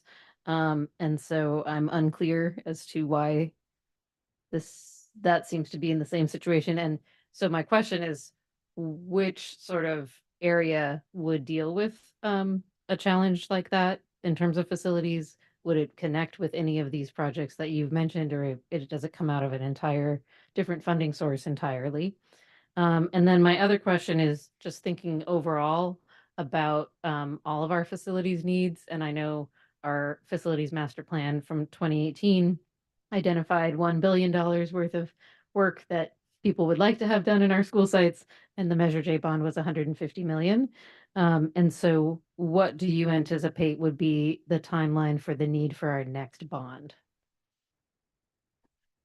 Let me just quickly touch on our Mount Diablo comments that were made this evening that really sort of falls under the maintenance side, as well as with our partners, both at the city and the county. And so when we're talking about the safety aspects of that land between the freeway and the school, we are in communication with our other municipality partners. And this is something, unfortunately, that we have to deal with several times a year. And so it's always right around this time of year that there's a big clean out. So we're working with our partners regarding that. And then also, this is winter, but it's also the time that we start preparing our softball and baseball fields for spring sports. And so those activities, those planning phases are happening. It just sort of all worked out perfectly. We're meeting with one of our pest vendors later this week. And so we're going to add that site to go take a look at. And I think that once the general maintenance is cleaned up, we'll be okay. Looking at things like the restroom facilities and those types of things, that's going to sort of fall under that information that we'll share in the future, with needs that were identified under the facility master plan that are still there, basically. And then did you want to touch on the next question? I don't mind. So I think that's a great question. Looking at the future bond, and honestly, I will tell you from my perspective, coming in and being here for 6 months as a CBO, this is part of that process. Is kind of figuring out what hasn't happened, because a lot didn't happen, and there's a myriad of reasons our projects haven't lifted off the ground yet. And so I'm trying to get behind that piece. I think the bullet point behind LPA, I've met with LPA. I've gone through the master plan that was done 5 years ago. I've worked with LPA in the past in my other districts. They helped me out in Dixon. Like, they came and they did assessments, charged us very little because we had an architect that didn't do the project or didn't do the facility master plan. So I have a good understanding of LPA and what they do. But to sum it up, it's like this is part of the process. And when we come back with LPA, it's about revisiting the work that they did, to highlight the things that I feel like I don't think we've talked about. And then just kind of reassess, like, things have changed in 6 years. A lot has changed. So that's kind of the plan. I mean, I would anticipate, going in 26. That's kind of, I think, is what we've talked about loosely in terms of when we would go, because we're in 24 now, and that's too soon. I mean, we're not ready for that. I mean, I did it in Dixon. We started in February and we pushed it through, but I mean, there's a lot here, and we haven't even done, I think, the work that we need to do with Measure J. And so again, that's why we're starting with this update. We plan to come at least once a month, because we have to show that we are, utilizing the taxpayer dollars in the way that they're supposed to be. So that's my long answer, but I would say, we know that, and 26 would be what we're looking for. Thank you. I appreciate that information. I think in my experience with LPA, one of my frustrations was that they did spend a lot of time on the big picture visioning. Would you like a swimming pool at the school site that doesn't have a swimming pool? Would you like, if you could have everything in the world, what would you have, right? And so we did pay them for that, which is, most of the $1 billion identified is not going to be feasible anytime soon.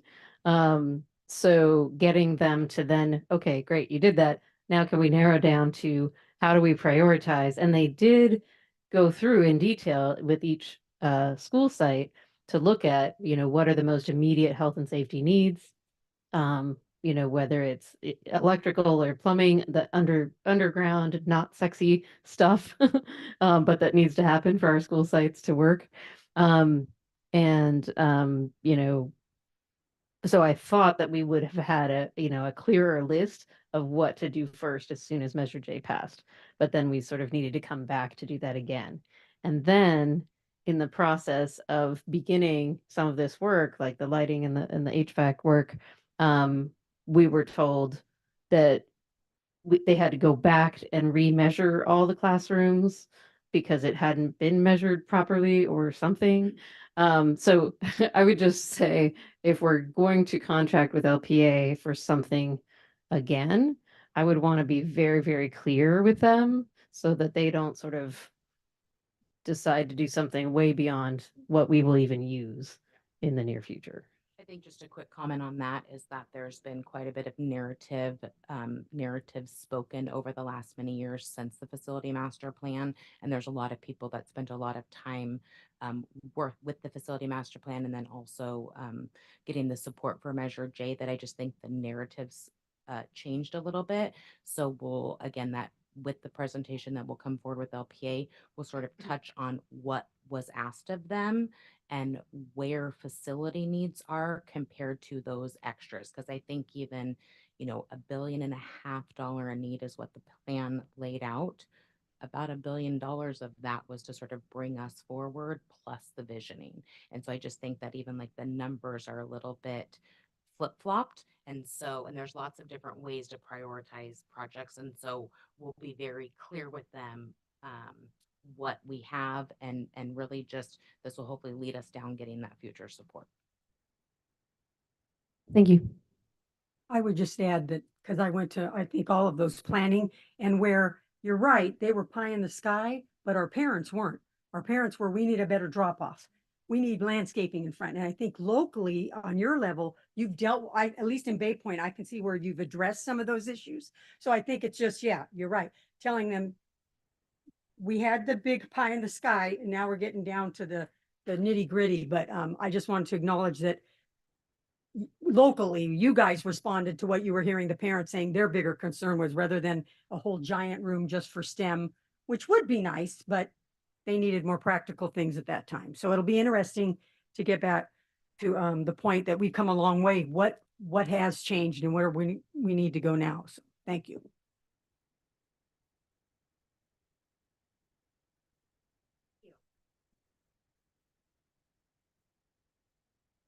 Thank you so much. Great. Okay, so that moves us to board member reports. And I'm wondering if Keisha, if you we have some comments for you, and I don't know if you would like those comments in lieu of or in addition to your report.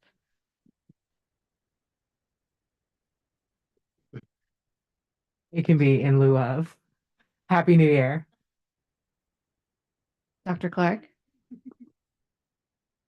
So, past president in Zawi, I wanted to present to you this honorary plaque that that is a tradition here in Mount Diablo for all of our esteemed presidents who served. And we know it can be difficult to run a meeting, keep everyone moving forward, and keep the focus, and be the voice of the board. Have to interact with me on a regular basis and things of that nature. But just as a little token of appreciation of your work and your commitment, and we know you have a family and you have lots of other things going on in your life, for you to dedicate your time and efforts to the students and staff and parents of the Mount Diablo Unified School District. We have this humble little plaque for you for your not home humble, office. so going on my wall. We do know Thank she you. loves a gavel, so there you go. I know.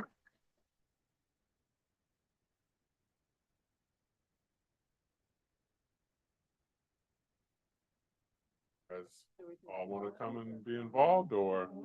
Have any of my shoes? Oh, okay. Well, then you stand right in the front.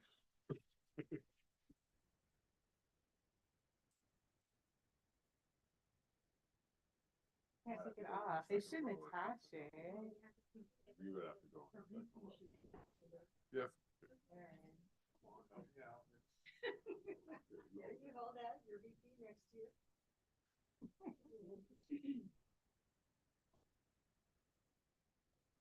He's tall enough.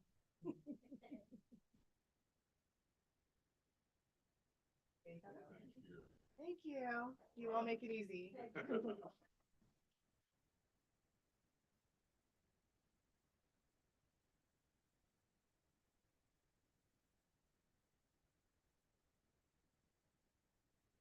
Not a functional gavel, just, okay. I just want to-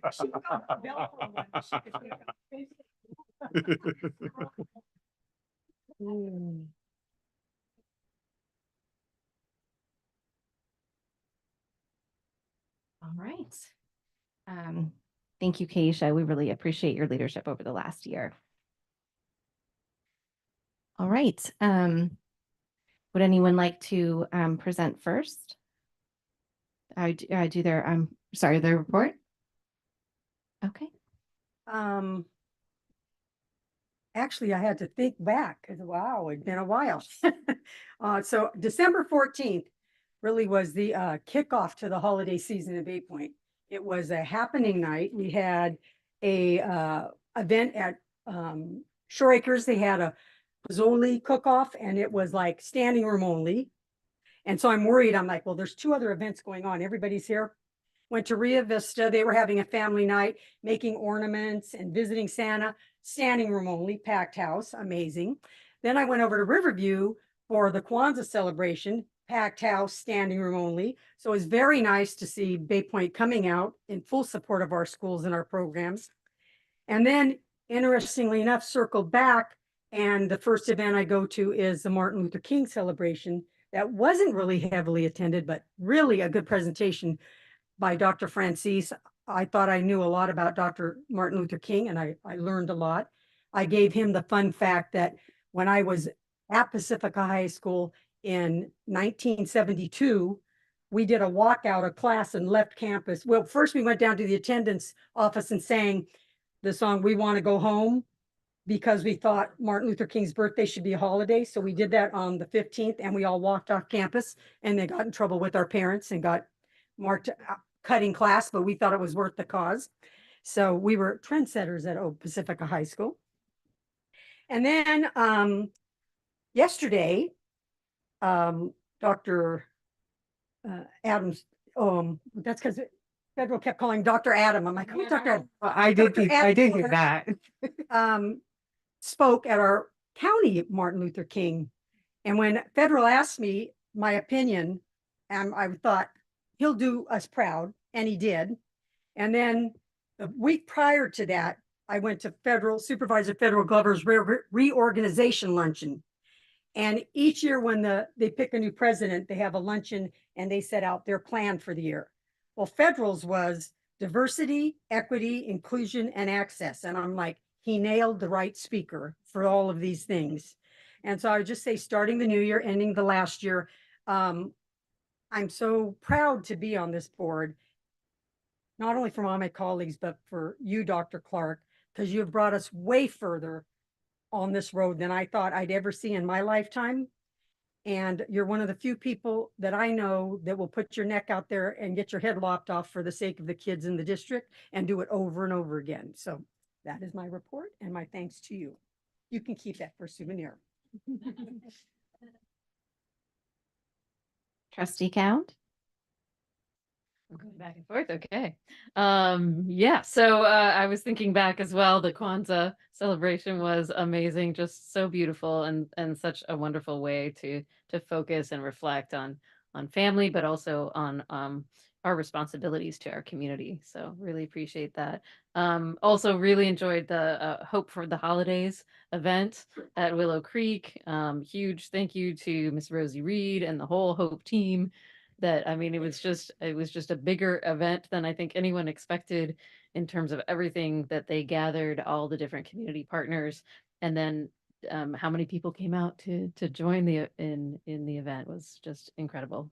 So I'm excited to see how that grows and expands over the next few years. But it's, a testament to our commitment to our Hope students. I did back then, coming into January, did also attend the meeting about the parcel tax, which I want to appreciate Miss Anita Johnson for organizing and facilitating that meeting. It was very informative, and I really enjoyed how everybody in the meeting was very involved and sharing their thoughts and opinions. And then last night, I was over at the YV High School PTSA meeting, where they had a presentation from the DVC Dreamers group.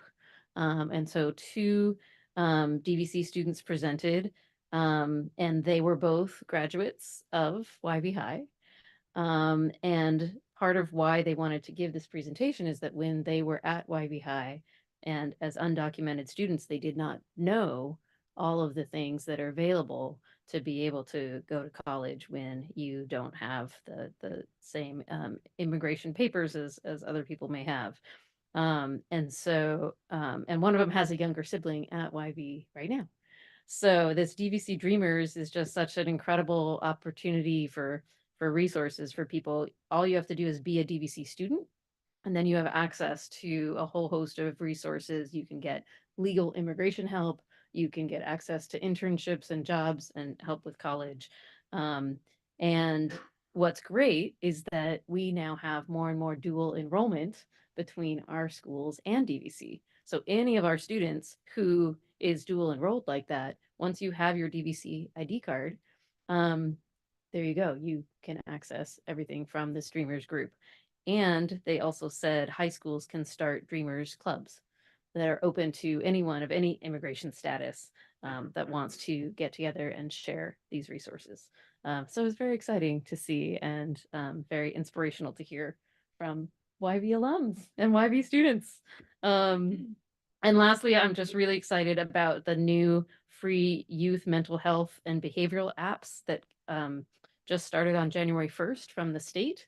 So if you go to calhope.org, there are two. One is called Bright Life, and that's behavioral health coaching for parents, caregivers, and kids ages 0 to 12.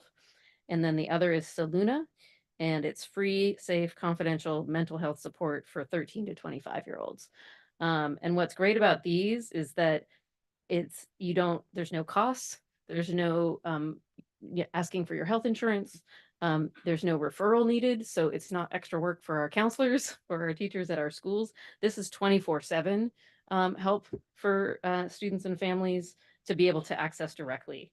And it's something that, our counselors and staff can refer people, to let them know that it's out there. But it's not something where our staff have to do additional work. It also includes coaches who are bilingual, English and Spanish, that will do one-on-one coaching with you over Zoom. And then there's also live translation services for 17 other languages, including Farsi. So just thought it was really great to share out those resources. I know that so many people from all different backgrounds have been struggling since, especially, magnified since COVID, to be able to find resources for mental health. And this really changes the game, I think, for that whole accessibility. So, and that concludes my report. Thank you. Trustee Barrios, do you have a report tonight? So I wasn't here last time because I was sick. Because so many people at school get me sick. Oh my gosh. And I didn't get to talk about the AEC Annual Education Conference, which was so much fun because I got to meet so many other board members, which were literally all the same, kind of, just like teenagers thinking like about the future, basically. And then we got so many ideas, and we got to share our own experiences to see ways we can improve and give others tips. It was really fun. So many nice people. I got to meet so many cool people. Also, at YV, we're finally starting our journey in our class, because it's our health science classes, our journey into medical assisting. We're starting our program to complete modules and eventually lead up to our final exam to try to get our medical assisting certificate so we can have a job right after high school. Also, I've been noticing a lot more cultural rallies, which I'm excited to see, and I hope everyone posts because we haven't had one yet. So, and I've seen other schools have so many nice ones, and they're also cool. And I'm glad that we're finally starting our FAFSA. I'm glad that we're all spreading our reminders to apply for the new FAFSA, which is definitely going to be more difficult, and sad that there's no sibling discount. And that's pretty much it. All right, thank you. Trustee Mayo? I don't have a lot to report. I just want to welcome everybody back. It's great to see all of the faces where I normally meet people. And I'm so glad that we didn't have any losses, although Dr. Clark did share that we did have a student loss. So we were very fortunate during this holiday season that everyone is well and is returning to school.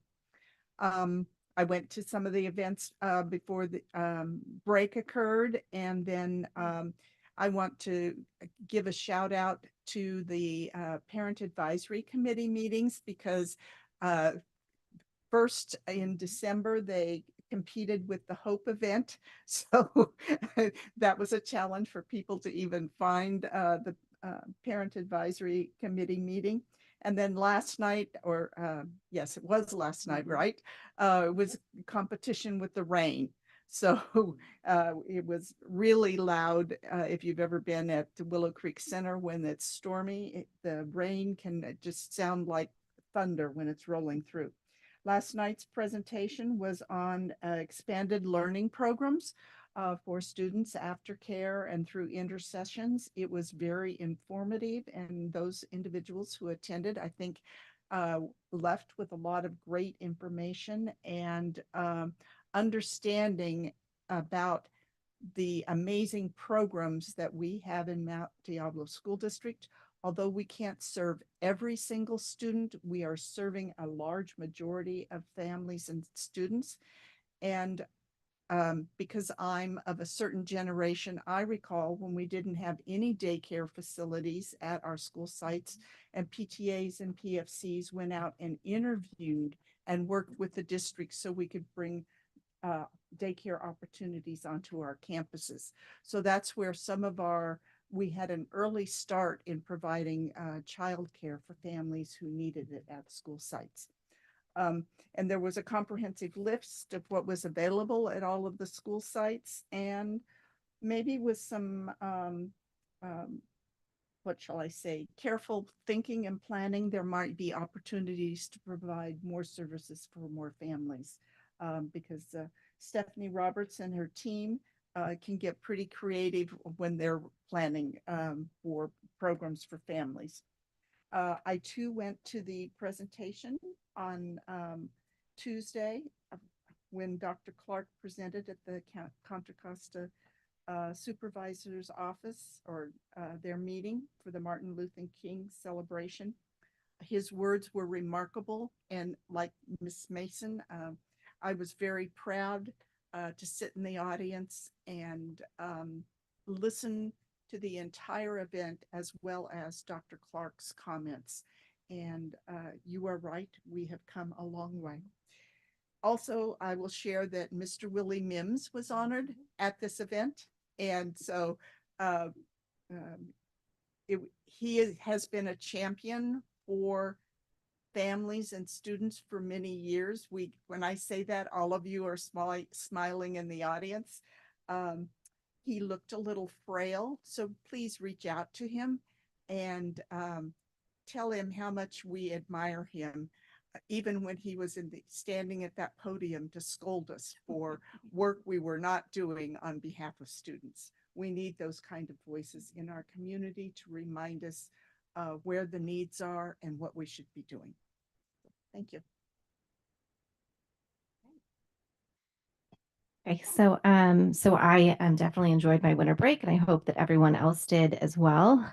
Before the break, I stopped by the Hope Holiday Fair at Willow Creek, and I was just kind of amazed that it was a first time for that event. I know it's already been discussed, but It was just incredible to me just how much was offered and to the attendees, and getting the word out can be difficult, and the word definitely got out. And so that was really, really wonderful to see. And I just really appreciate Rosie Reed and our whole Hope team for putting on the event. Then I attended the CAC meeting on January 9th. The speech was planning ahead for smooth transitions. Just for anyone interested, there's some discussion of the possibility of live streaming some future meetings. So that would be great for people to be able to kind of observe from online as well, because those meetings are really important and really informative. The next meeting will be on Tuesday, February 6th, right here in the boardroom. I also attended the class size reduction exploratory committee, and I appreciated kind of how that meeting was put together. It was really very well organized, and we were able to kind of hear from everyone who participated from the community. So I appreciated that. Last Thursday, I attended the boys basketball game between the Northgate Broncos and Las Lomas Knights, and the Broncos came out ahead. It's always really fun to kind of see any of our kind of student athletes in action. And just for anyone interested, kind of the Battle of the Creek games are the games between Northgate and Las Lomas, which of course, I'm personally kind of invested and interested in. And so those are kind of especially fun because the students really show up. And so keeping an eye on the student section is pretty entertaining.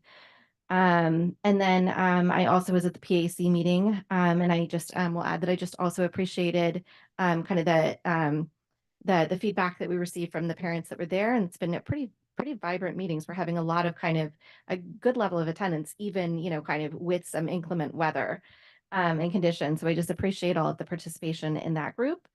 And that's all I have this evening for my report. Dr. Clark. Well, I want to thank you all. I want to again thank the board for all of their support in doing this good work that we're doing here in the Mount Diablo Unified School District, and it really truly does come from your direction, from your professionalism, from the unity that we have on this board, and for us always putting students first. So I want to thank you for that. So just as I pull up these LCAP goals, implementing these goals are not easy. And you would read these goals and you would think, oh, this is really simple work. But if you heard earlier from the presentation we had of the dashboard, that really shows where we are as a district. And it shows, it makes us look in a mirror that is not filtered. And so with that said, last week I had a wonderful opportunity to attend the Association of California School Administrators' largest conference that they put on every year, and it's called the Every Child Counts Conference. And I want to thank our own Dr. Felicia Stuckey-Smith for her leadership on the planning committee of that conference, which she has done for several years. And what this conference does, it brings together student services personnel and special education personnel from throughout the state. And at this particular conference, there were over 1,600 educators who were there. Now, the scary thing is that these folks are the foundation of every district in California. And so to have them all in one place was kind of scary about what was going on back at everyone's school sites. But people managed for a couple of days so that we could go in and go and get rejuvenated and share best practices. But I just have to shout out the Mount Diablo team. We had over 30 of our folks there who were not only attending the conference, but were on the planning committee, were doing presentations, were connecting with folks and providing support to folks from other districts and whatnot. We have a very, very top-notch student services team and special education team that we are extremely proud of. I did a presentation down there, and I'm one of the few superintendents that actually attend these meetings because it is near and dear to my value system and what I stand for, and because I am such an advocate for each and every student. And so I did a presentation on the administrative standards, and I gave examples in those standards of the types of challenges that our administrators and personnel are going to face in trying to do their work in really supporting students. And we've had lots of challenges in the Mount Diablo Unified School District. Um, it's not everyone locking arms and saying, yeah, we're going to make sure that all of our special education students have the top-notch education. It's very hard to change a mindset of individuals who think that some students can't produce as other students can produce. And I know that we're doing this work here in Mount Diablo, but it is difficult and it is hard. But sometimes you need to go out and speak to other people and realize the impact that you're having in your own district. And that's really what that conference did last week. So I really want to thank Dr. Felicia Stuckey-Smith. I want to thank Dr. Wendy Aguili for their support and leadership in their departments. People, Ivana Huffman, Rosie Reed, Stephanie Roberts, Linda Pete, these are all people who are respected throughout the state for the work that they're doing with our students. And I could go on, and I'll probably get in trouble for leaving out a few people, but I just wanted to give you a snapshot of the very, very strong folks that we have in our district. So it really is tied with our LCAP goals. And I share these goals whenever I speak throughout the state, throughout the country. I share our goals. People look at our goals in awe because in a lot of places, you can't say the types of goals that we have here. You can't even say it in an environment like this or out at a school site or at a public meeting. So anyway, kudos to this board, kudos to our team, and I will be brief in my presentation. I just want to also, I share this as well, just going back to our nice visual rendition of that hard work that we're doing. And I had a question from one of the trustees, and actually it was one of the discussions we had here. We talked about grading, right? We were looking at a board policy, and we looked at grading. So the team pulled together. And I know there's a lot of words here. I shouldn't present like this, but there was nothing else I could do. So as I kind of tie these to my evaluation goal kind of topics, we really looked at student success and positive outcomes. Well, a lot of our students, they see themselves and their success by their grades. And sometimes, unfortunately, those grades may not be a total reflection of their worth, of their effort, of their value. And so it all really starts from this policy. And so we do have grading policies, and we have it in both board policy and also in the administrative regs. And at the beginning of each year, the teacher is supposed to inform students, parents, and guardians how academic performance will be evaluated in the classroom, right? So if you're going to measure someone's progress, you have to tell them what that is ahead of time. It shouldn't be a secret, right? This is what you will be tested on. This is what you will be evaluated on. They should be very clear with that up front. The teacher shall base the student's grade solely on the quality of the student's academic work and their mastery of course content based on district standards. So we know that teachers use all kinds of ways to support students and to evaluate their work, but there's not a one size fits all.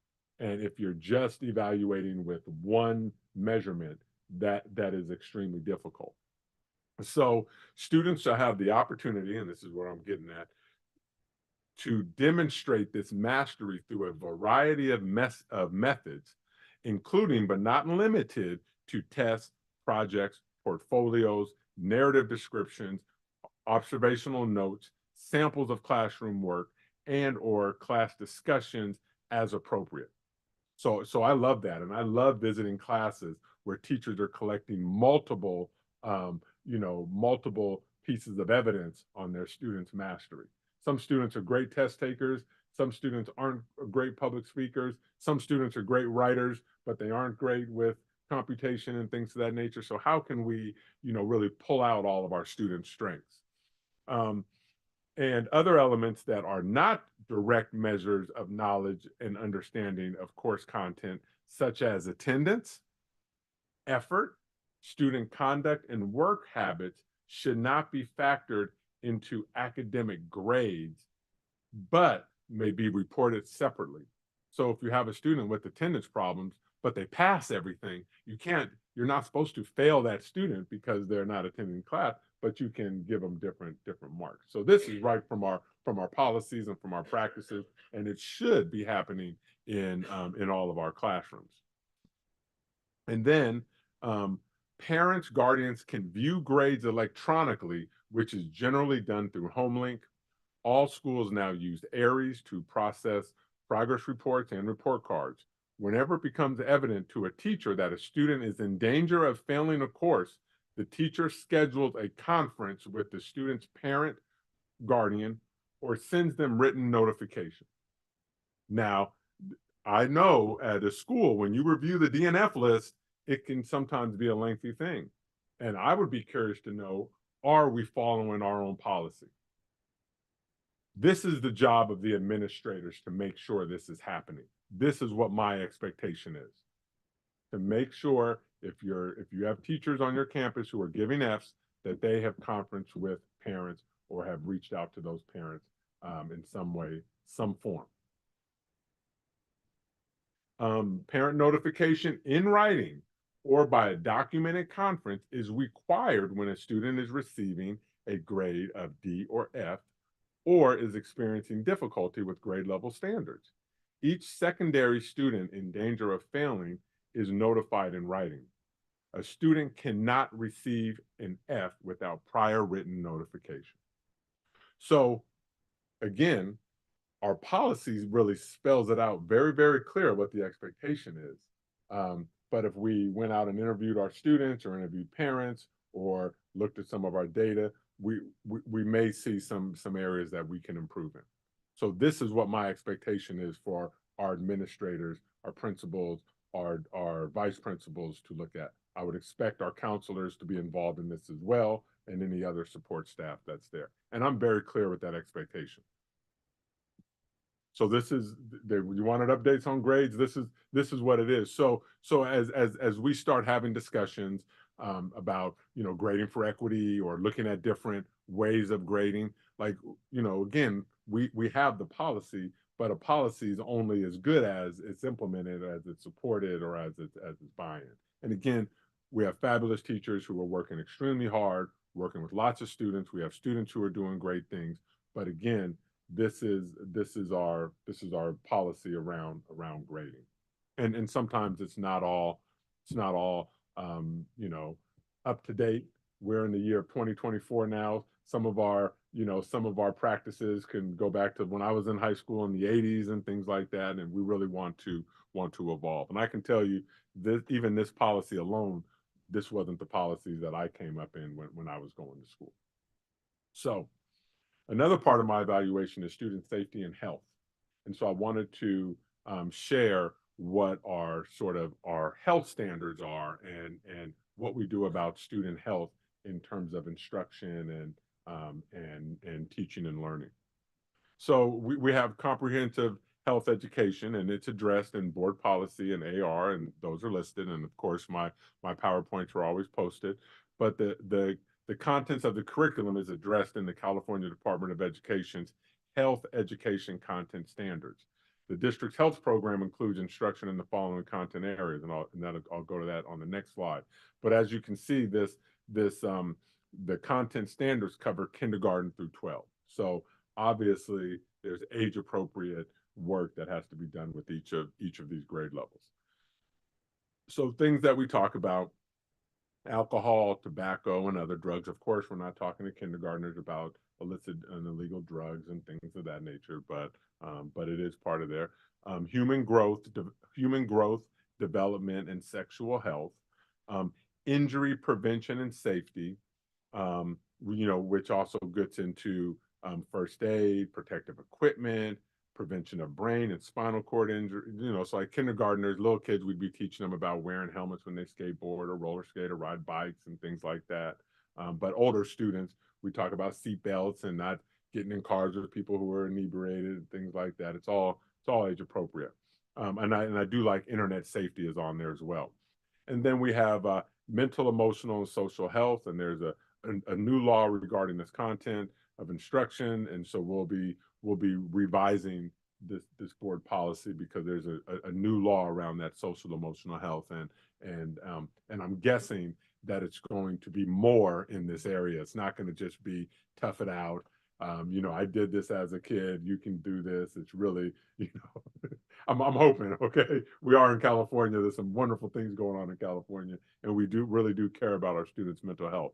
And then, of course, something that's extremely important, nutrition and physical activity.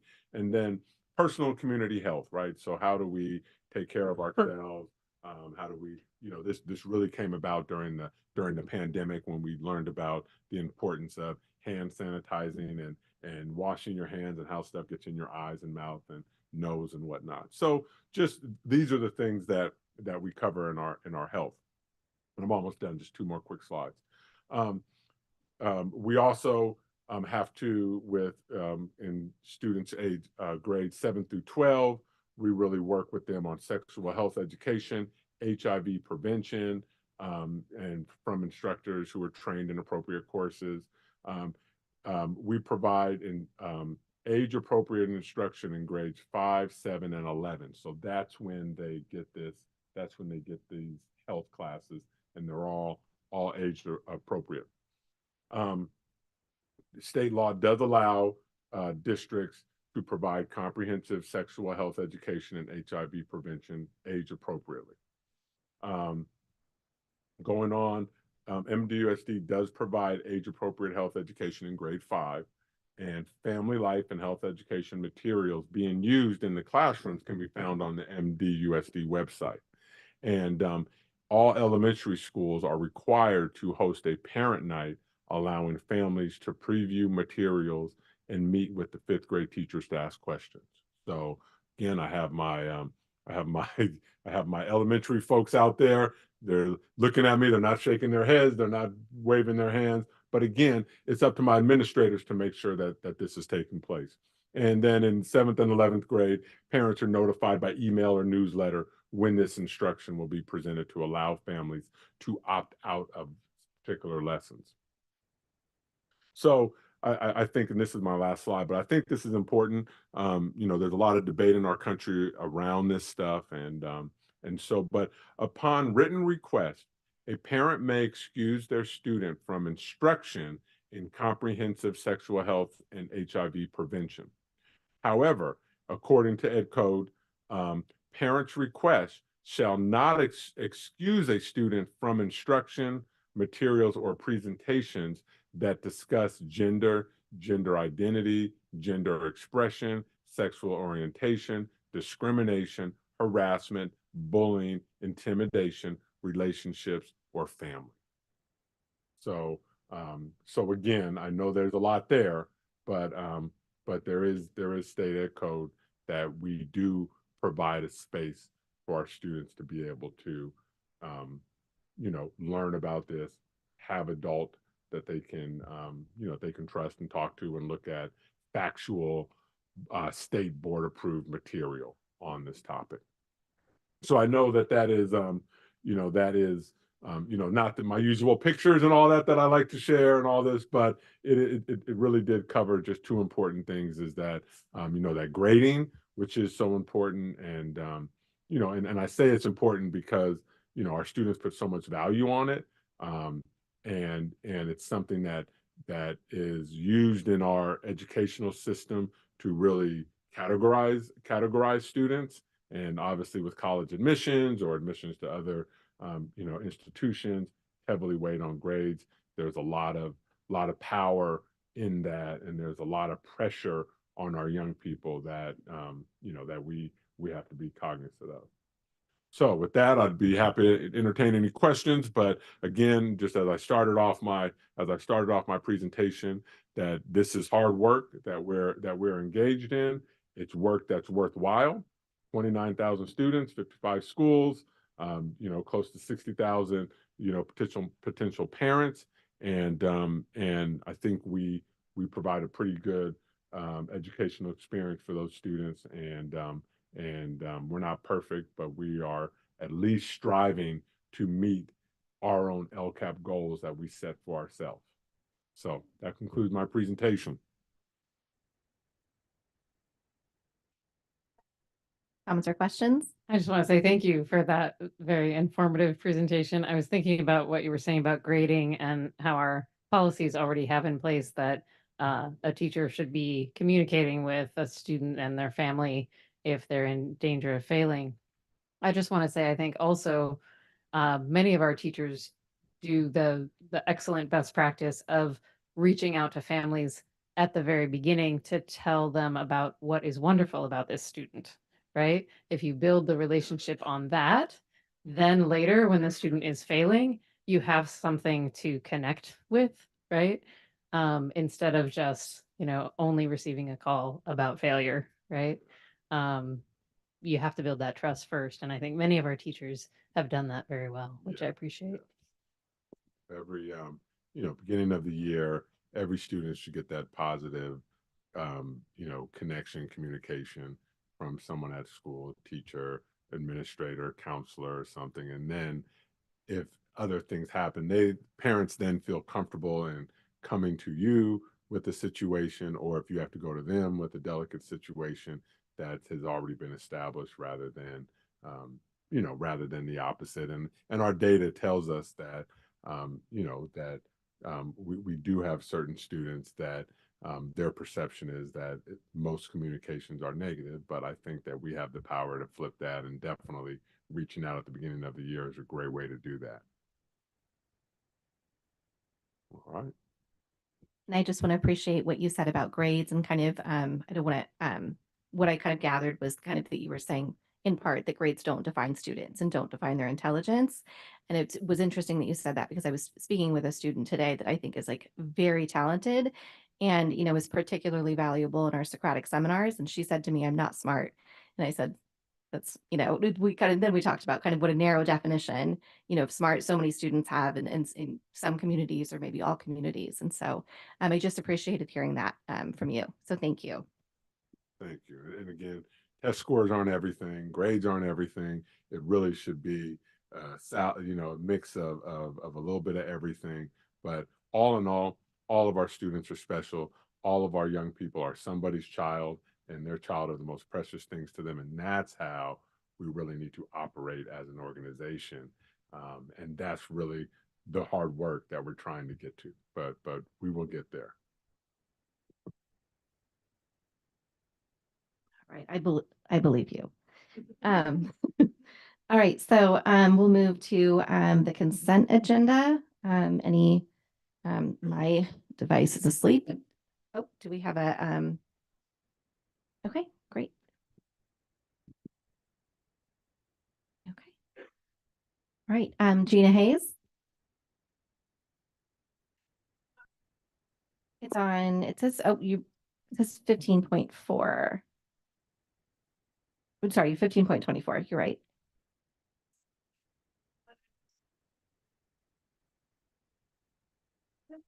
I see. Oh, okay. Review and potential approval of independent service contract with 600. Yeah. Okay, thank you. Good evening, Board of Education, Superintendent. So I'm I'm Gina Haynes. I'm here as a member of the public.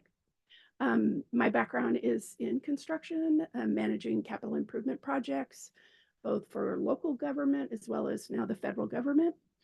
I'm concerned about item 15.24, approval of the contract with Sixth Dimension. It's a $1.5 million contract, almost $1.6 million contract. So I heard some really important things tonight, and I think transparency and good processes and procedures is going to be really important, especially when you're talking about the next bond measure. I heard that come up a couple times tonight. For this item, you are looking at approving it based on Public Contract Code 2011 and Government Code Section 53060. And so you're qualifying construction management as a professional services exemption, as well as a special services exemption. And I'm concerned that there was no formal RFQ, RFP process done for this item. How do you know you have the most qualified consultant to provide construction management services if you simply pick them off a list? Maybe you have worked with them before. Does that mean they're the most qualified? I don't think so. So I really think that to do this right, we need to actually go out with a formal RFQ. Find engineering firms that are qualified to do this work, approve them on a 2-year on-call list, and then select those consultants, have them prepare a proposal, and then select them based on that. It's a $1.5 million contract.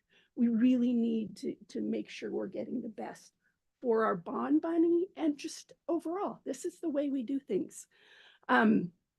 So in doing some research, I read that you use this exemption where the nature of the subject of the contract is such that competitive proposals would not produce an advantage, and the advertisement for competitive bids would be undesirable, unpractical, or impossible.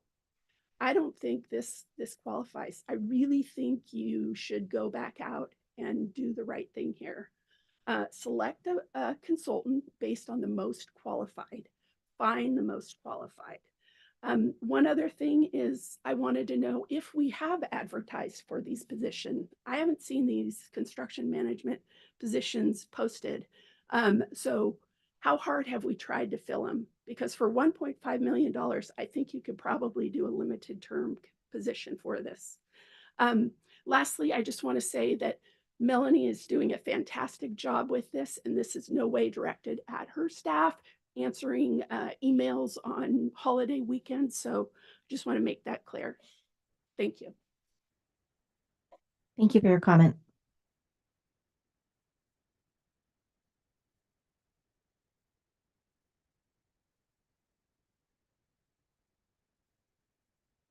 All right. Mason?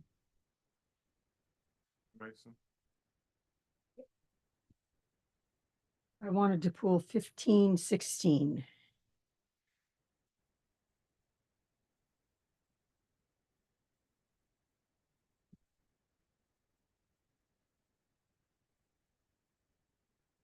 Go ahead and pull 15.24 so that we can discuss that.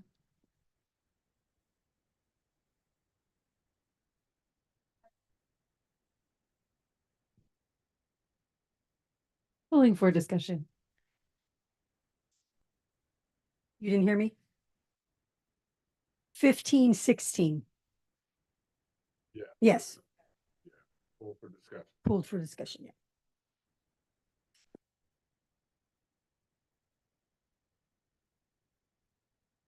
That was 16 and 24. All right.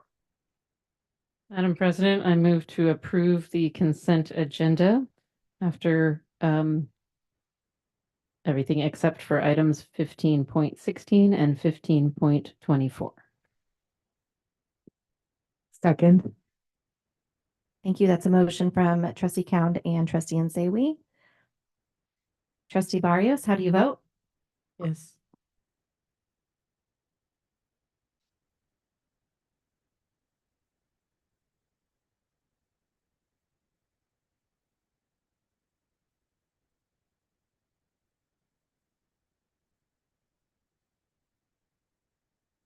That motion passes unanimously with concurrence from our student board member.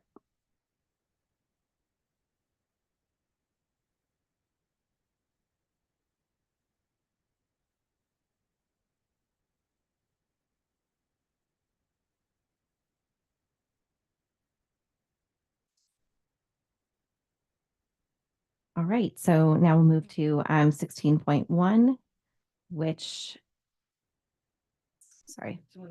Yeah, okay, great. I just had a question. I don't know if you know the answer.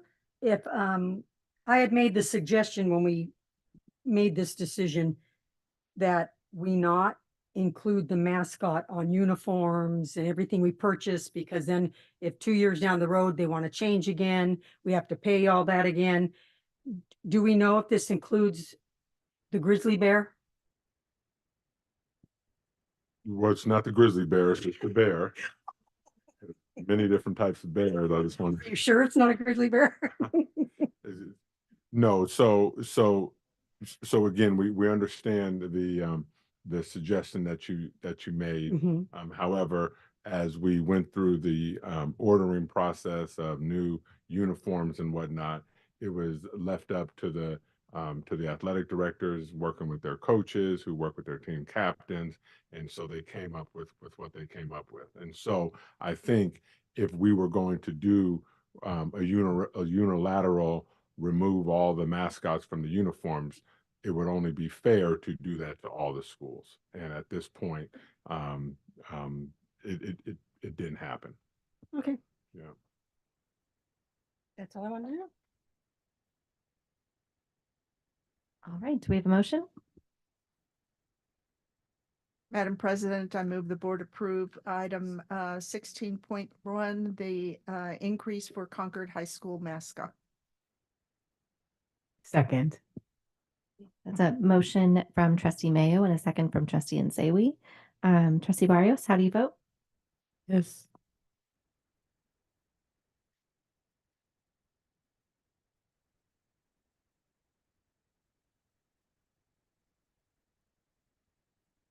Okay, and that motion passes 4 in favor, 1 abstention, and concurrence from our student board member.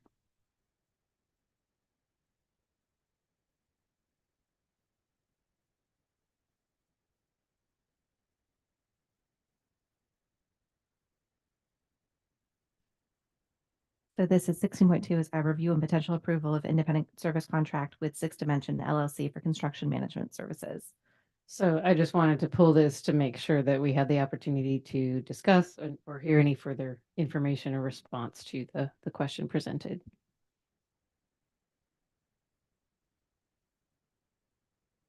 I don't know if any of you had any other questions on this.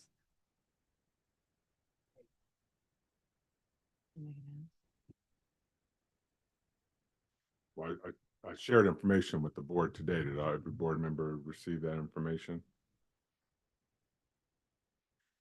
So I think just for the benefit of the public, it would be good for us to be able to fully explain the decisions here. My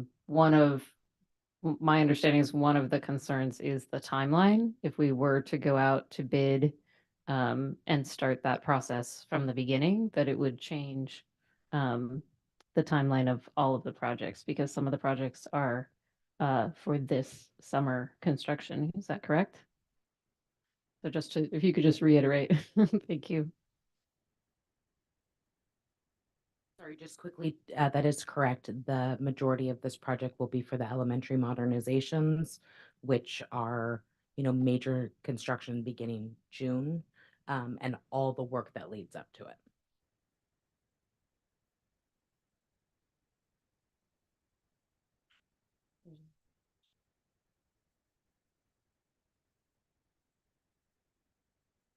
So just explain, we've worked with this particular firm in the past and their work has been deemed as satisfactory. Correct. And, in years past, we've always bragged about the low overhead we've had on all of our soft costs. What are the soft costs for this particular, contract? And is it beneficial for the district? Sure. I think the biggest thing just to state is that, we have been recruiting for our in-house construction management. We've had just a bunch of change in the department. Oh, sorry. I think the biggest thing is that, our goal was to fill our vacant construction management positions up until the postings were on up until Wednesday when the agenda was finalized. I went ahead and pulled them because I didn't think it was right to be bringing forward this and still sort of open for applications. But I do believe in an in-house team. I came from an in-house team. I think that if John Fronte was still here, he'd have all the percentages of what each bond we paid in management services. Upwards of around $30 million is what the full scope will be for these elementary schools with all the components and technology. And we're looking at paying about 5.6% with this contract. OPSC, so the state states, and I don't have the percentage right in front of me. I know it's in an email somewhere, but 6.3, let's say, is what like the going rate is. I also believe in the RFQ process. It was just that we were on such a timeline if we don't start getting some support in the district immediately, which is why I started conversation with this firm. So it's time, it's trust. They've worked with us in the past. They had the availability to step in and support us, assuming the board approves the contract. And Thank then you. for Appreciate it. future projects, would we consider a new RFP process? I think definitely for future bonds, I think it's too quick to decide where we'll be on future Measure J projects. But we know that the majority of what's happening is either already in progress and we're managing in-house. This is a large process, and Robert and I are still sort of looking at what technology needs, but we know that some are going to be looped into these projects, and others between his staff and our staff, we will. So we could, I think it's just too early to tell if already having this firm on board. And if you look at the attachment, there's times where we're getting, 40 hours a week, and there's times we're getting 15 hours a week. What if we could fit a project in and continue with this firm? But I think that as we look for future, depending on what we do with the bond, of course, if we would have to consider growing our in-house team at that point or going out for RFQ for full construction management services.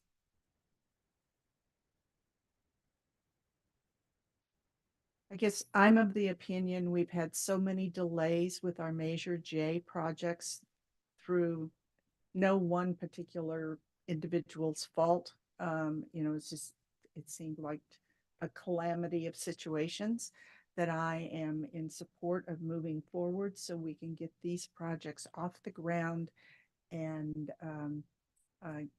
get the work started and completed. I certainly appreciate Ms. Haynes' comments and understand the value of the bidding process. But in this instance, I think our schools want us to move forward and our community wants us to move forward with these projects.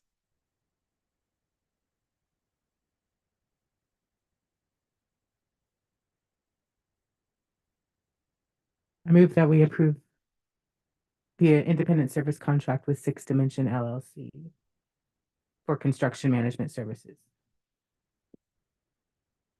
I'll second that. Okay, we have a motion from trustee Nzewi and a second from trustee Mason. Trustee Barrios, how do you vote? Yes.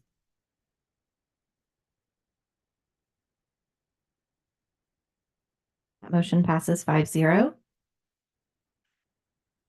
Right, and so we move on to 18.0. Looking at a lot of these items, a lot of these are things that we've kind of looked over before. So we'll start with 18.1. Review and potential approval of the school plans for student achievement, which we reviewed in at our most recent meeting in December.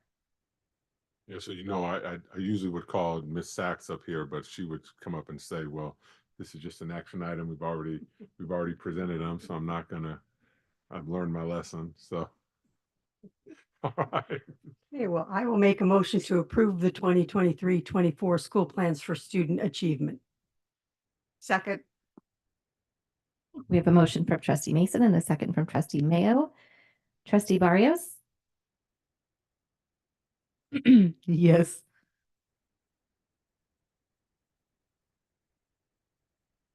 And that motion passes 5-0. So we move on to 18.2, review and potential approval of revised resolution 23-24-8, sufficiency of textbooks and instructional materials. Ms. Sachs. Thank you, Dr. Clark. We are bringing back for action a revised resolution with regards to the sufficiency of textbooks and instructional materials.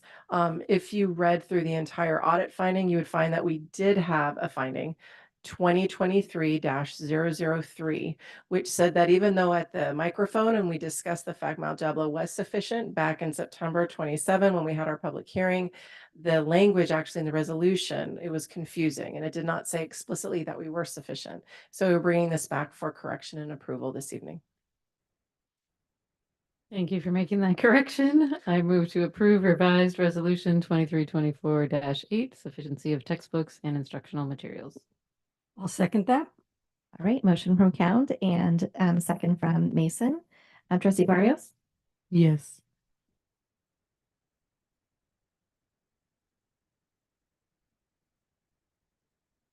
And that motion passes 5-0 with concurrence from our student board member. So we move to 18.3, review and potential approval of participation in a transition study for students with disabilities. It's going to be Dr. Aguili, I assume. Hello, thank you. The information is presented in the report. We're quite honored to be part of the group. It's part of a 4-state study that is really the first time that they've studied long-term effects of self-advocacy. And last month, we honored Ed Roberts, and his whole platform was independent living, self-advocacy. So this is the next part of that. And we are looking forward to our students participating. Thank you. It was very exciting. I'm glad to see that our school district could be a part of it, and I'm excited for the students who get to experience it. So I move to approve participation in the transition study as recommended by staff. Oh, Excuse me. There was so the recommendation is for the action when this comes back to the board. Thank you. Thank you. All right, so we move on to 18.4, review and potential adoption of CSA's update and Black Student Achievement Program standards. Yeah, I'm gonna introduce this item. Stay there, and Dr. Aguili is gonna do the she's gonna do the SACE update. I just I want to share that what we're doing around the CSACE is groundbreaking work. It's usually, and this is, some of the ills in our profession, as we get these dashboard reports and we find that students of particular ethnic groups or student groups aren't performing, we're directed by the state to implement programs that's going to fix them. And oftentimes, because of the resistance that many face, and as Ms. Mason mentioned, I advocate for kids and get my head lopped off. I still have my head, it's still there, but I'm willing to take a chance on our students, and whether it's our special education students, our homeless, foster, African American, EL students, whoever needs support, I'm willing to do what it takes. And so the CSACE work that's taking place by that our CSACE team is doing, although we still receive pushback from some of the leadership, we're still moving forward.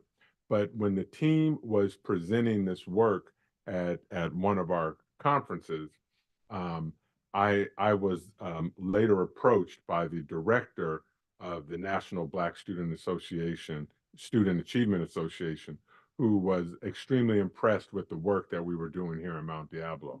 And they referred me to their standards, the national standards of Black student achievement programs. And so I shared those standards with the CSACE team, and so we're bringing them forward, and we want to formally adopt them within. It aligns perfectly with our CSACE program and whatnot, but it just formalizes the work so that if Dr. Aguilia is pulled away, if Dr. Stuckey Smith is pulled away, then we have, we have institutionalized work that is there that'll keep this work going. So, Dr. Aguilia, with that, take it away. You stole my thunder. I'm probably repeating what you talked about, but I'm excited. I'm excited to see this and excited to bring this forward. And I was trying to stall so Mario could get you the clicker. So as you all know, we're a district who's identified as requiring a CSACE plan because of our significant disproportionality of our African American students identified with intellectual disability. This is not our first year. This is our second cycle of a 27-month process. But even within the second cycle, what we continued to do was to do the work at the 6 targeted schools. That being said and done, we also know our 4th LCAP goal is specifically to also highlight strategies and systems for our African American students. And so we are not just doing this work as a part of a CSACE plan. I also want to be clear, it is a fundamental part of our district and the work that we're doing. It would be a terrible tragedy if once CSACE requirements ended at the end of this year, we were to not do this work anymore. It would be for naught, right? So our goal is to continue doing this work going forward to make sure that all students are making progress, and that considers our African American students, our foster youth, and our homeless youth. We've made great strides in a lot of that work. As Dr. Clark said, Rosie Reed has been a fabulous addition to the team, so quite happy about that, but that's for another day. So we are continuing to do the work at our 6 focal scholar sites, and we were able this year to expand the work at Riverview and Mount Diablo High School. So that's a good step forward for us. In the first year, we went ahead and we hired our 3 program specialists, and what our goals were to update our board policies, create our African American parent advisory committees, and that we would really work specifically in areas of reducing suspension rate, making growth in reading skills, improving attendance, and more importantly, getting our kids connected and feeling like they belonged at the school. That plan actually ended last year, and we were able to make progress on that. This was a slide that was shared by our CSACE team before, that you can see that amongst our focal scholars, not all of whom are African American, we have students who are also within that program for other indicators. And those include needing help in the areas that we mentioned, right? They're not connected to school, or they need academic or social and emotional support. So individual plans were developed for those kids. And you can see that we had amongst our focal scholars, 82% made academic growth, 60% improved attendance, and 39% in their SEL on the district-wide data. So really effective stuff. Why would we want to not do what works for kids, right? And it said there's a 2% increase in CAS scores for African American students. However, what we know is not all of our focal scholars are African American students. And we also know that no program will have its full impact within the first year. We definitely want to keep this going.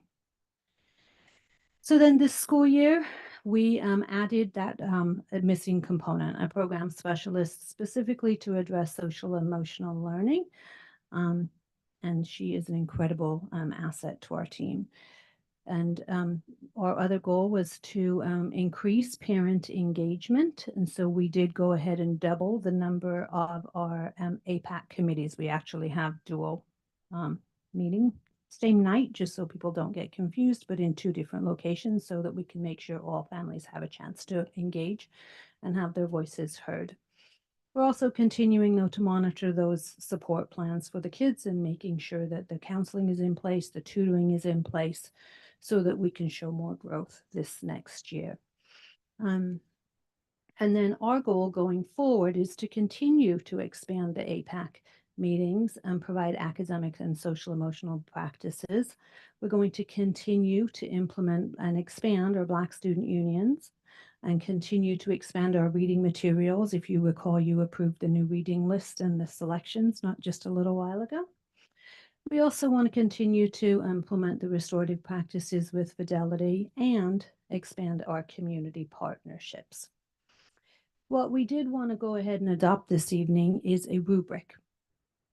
This rubric is developed by the National Black Student Achievement Association. And what the document that's attached outlines is that if we go ahead and monitor in those 6 areas highlighted, which are our service design, our curriculum and instruction, our scholar identity, social and emotional learning, home and community, and partnerships, that will have an increased positive effect on our students.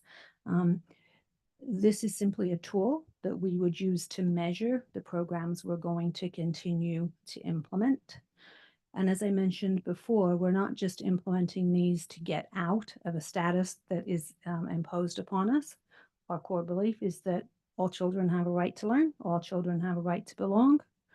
And the way that the funding will work for the programs is that as the money from special education, which has been allocated to the CSACE programs, comes back to special education, then the general fund contribution that's been backfilling that will then go back to general education. So overall, the costs won't increase at all by implementing the rubrics, and we can still continue to fund the programs at no additional costs, but by moving the different pots of money.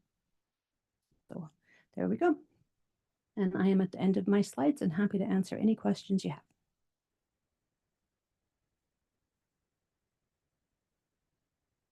I'll jump in. I just want to say I'm really excited that you made this connection, Dr. Clark, with the National Black Student Achievement Association, and I really appreciate this as a rubric and a framework for us to be working with.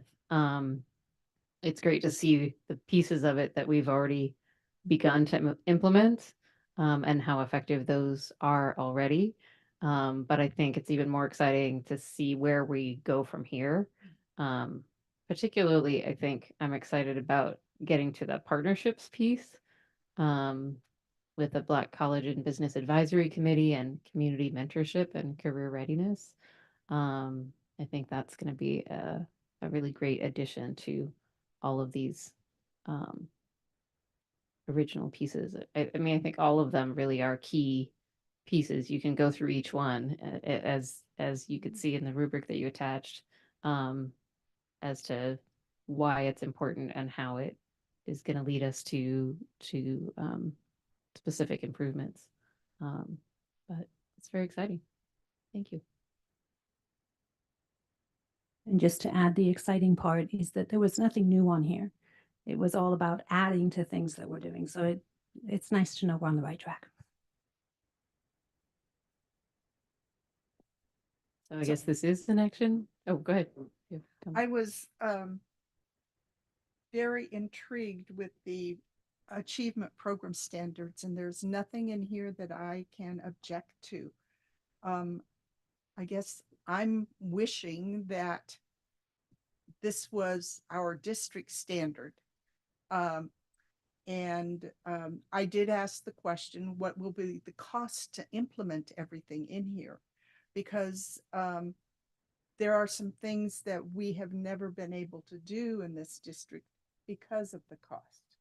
Now, I feel obligated as a trustee who has fiduciary responsibility that I express that, because if we can't put dollars behind it in future years, it's not going to be successful. And yes, right now, some of it, the majority of it is funded through special education dollars, but hopefully soon we will, that will shift, and it's going to need to be funded from the general education fund. And we just need to recognize that that potential is coming. I'm not trying to be a doomsdayer. I just want acknowledgement from our entire community. And we need to make sure that we share the successes so that we have the support from those people that are involved specifically with these students. Because there will be many teachers that don't have contact necessarily with the students or the program specific or the families. So those are my concerns. I was very envious because they're very similar to the national standards for parent involvement from the federal government. And this is something that we've espoused in PTA for years. So, anyway, thank you. I was just looking at the dashboard, comparing specifically where our African American students were on the that dial, right, the red to blue. And just last year they were in the red for English language arts and math, and this year they're in the yellow for English language arts and the orange for math. So, I mean, you can literally see the improvement already beginning to happen, which is so exciting. There's still a long way to go. Part of my challenge in making these comments is that I have been concerned about the declining enrollment in the identification of families in checking off the box Native American. And that has, in my view, been major because I know the families haven't moved out of our community. So why aren't they checking in that box? Is it because they don't belong as an ethnic group anymore? And so part of my, maybe it's grief, is we're helping this particular group now. And yes, Dr. Aguili has said it involves more students than just African American students, but I hope we're identifying everyone who can be involved in it. And that may include some Native American students too. Thank you. Is this only for info, or could we go ahead and approve it if we choose tonight? Info action. So I would make a motion that we adopt the National Black Student Achievement Program standards as recommended by staff. I'll second. All right, so that's a motion from trustee Mason and a second by trustee Cound. Trustee Barrios, how do you vote? Yes.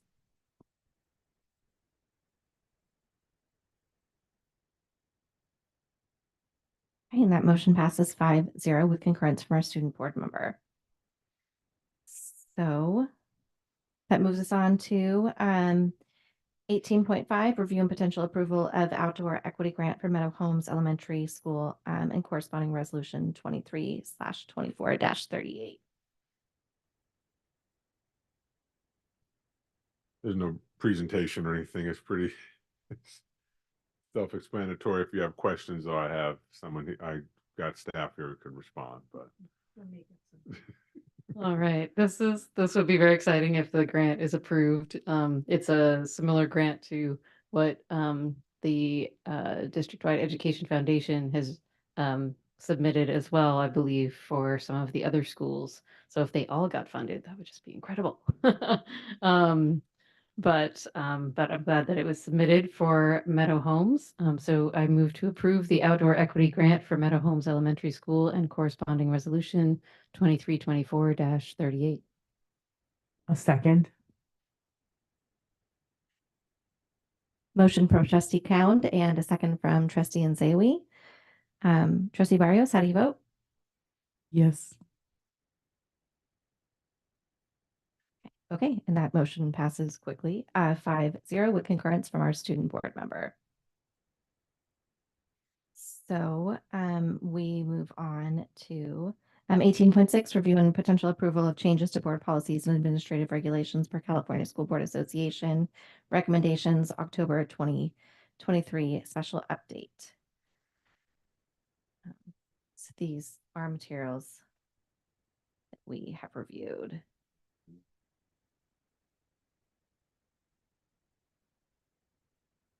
I move that we approve the changes to board policies and administrative regulations per California School Board Association recommendations from the October 2023 special update. Second that. All right, motion from trustee Nzewi and a second from trustee Mason. Trustee Barrios? Yes. And a huge thank you to all the staff that was involved in the details. That was a large number of items and many, many details. And we read through every single every single part of it. And so very excited to have each of these updated as needed. Right, and that motion passes 5-0 with concurrence from our student board member. So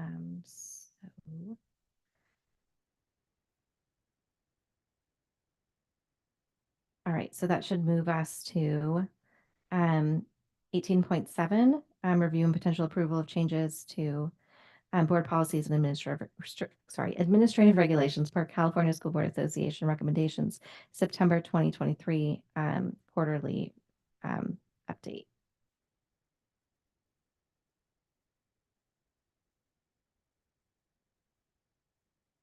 So, nothing, this says info action, so there's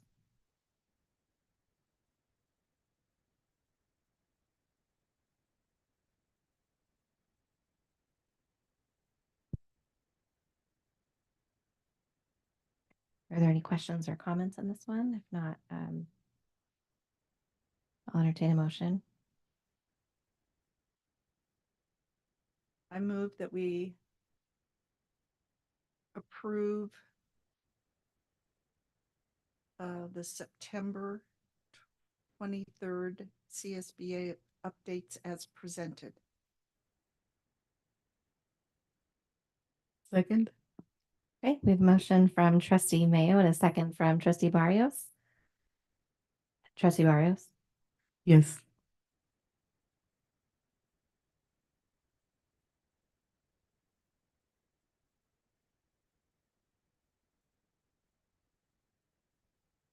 Okay, and that motion passes 5-0 with concurrence from our student board member. So this moves us to 18.8, review and potential approval of participation in anti-human trafficking prevention program. Yes, I'm going to have Dr. Aguili talk about this. Again, this is someone who I came in contact with, and in fact, whenever I come in contact with these great people, staff ends up picking it up. But this is something that is near and dear to all of our hearts, and so it's very easy to pick this up. So go ahead, Dr. Aguili. So this particular study is one that we were invited to participate in, and it involves human trafficking. And sometimes we think of that as commercially sexually exploited youth. This actually is not just commercially sexually exploited youth. It's also who are exploited workers in other situations, youth. So starts out with 2 lessons in the elementary school, upper elementary school, not necessarily around the specific topic of sexual exploitation, but certainly having your own voice, etc. And then and it's 2 lessons per year, and then feedback both before and after the lesson. So this is a curriculum that's well established. It just needs to be researched in order to be validated as an effective tool, and we're happy to participate with your approval. Thank you.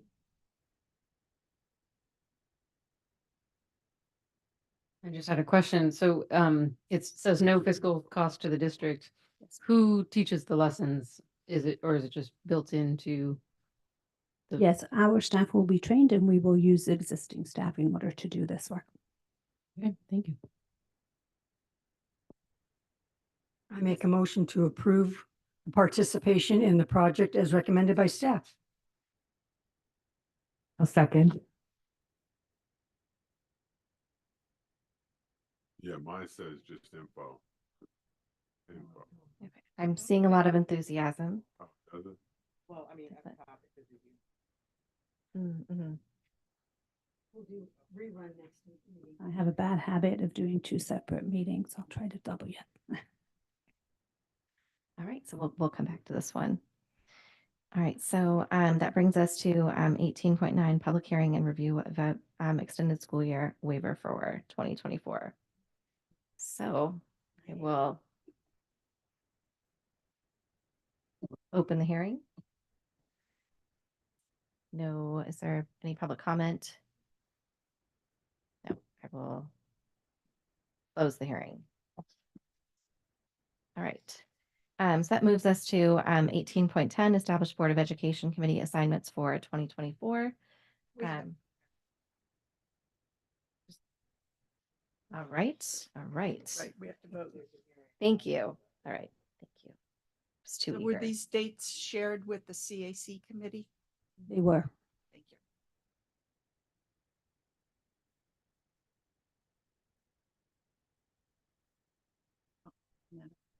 Are we on the right one? Madam President, I move to approve the general waiver request for extended school year ESY 2024. Second. Okay. That's a motion from trustee Count and a second from trustee Mayo. Trustee Barrios, Yes. Oh, yes.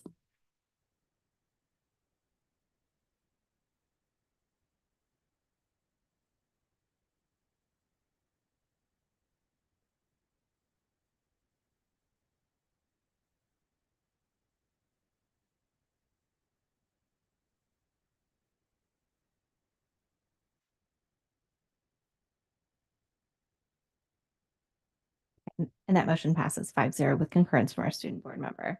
Thank you. Okay.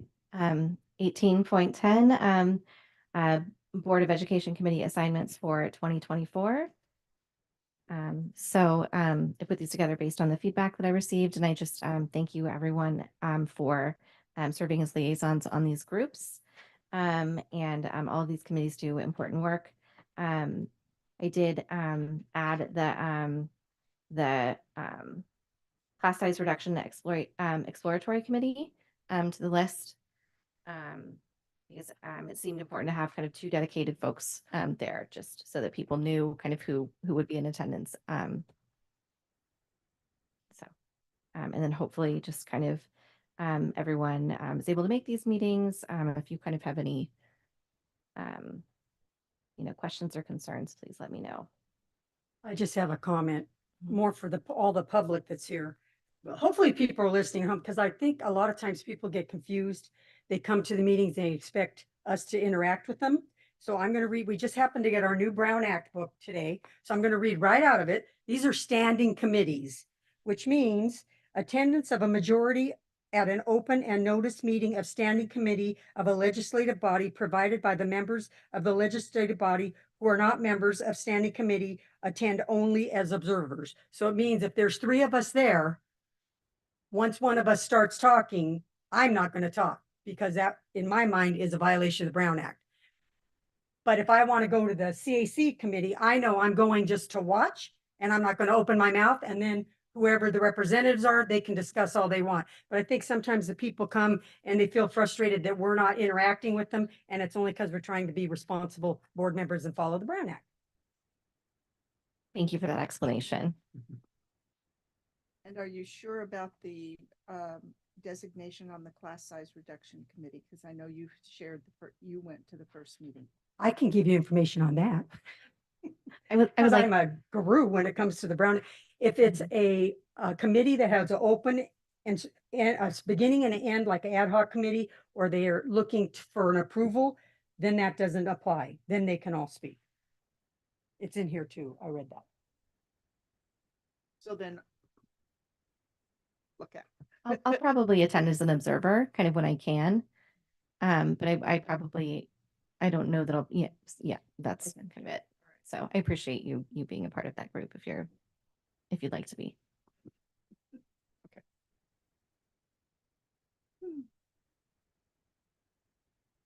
So is this something that requires action? I noticed that it's on the agenda for as an action item.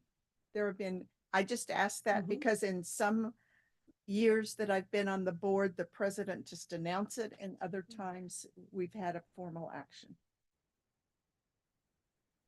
Well, we're here. Let's take a formal action. Move to establish the 2024 board committee assignments. Second. There's a motion from trustee Mason and a second from trustee Nzewi. Trustee Barrios.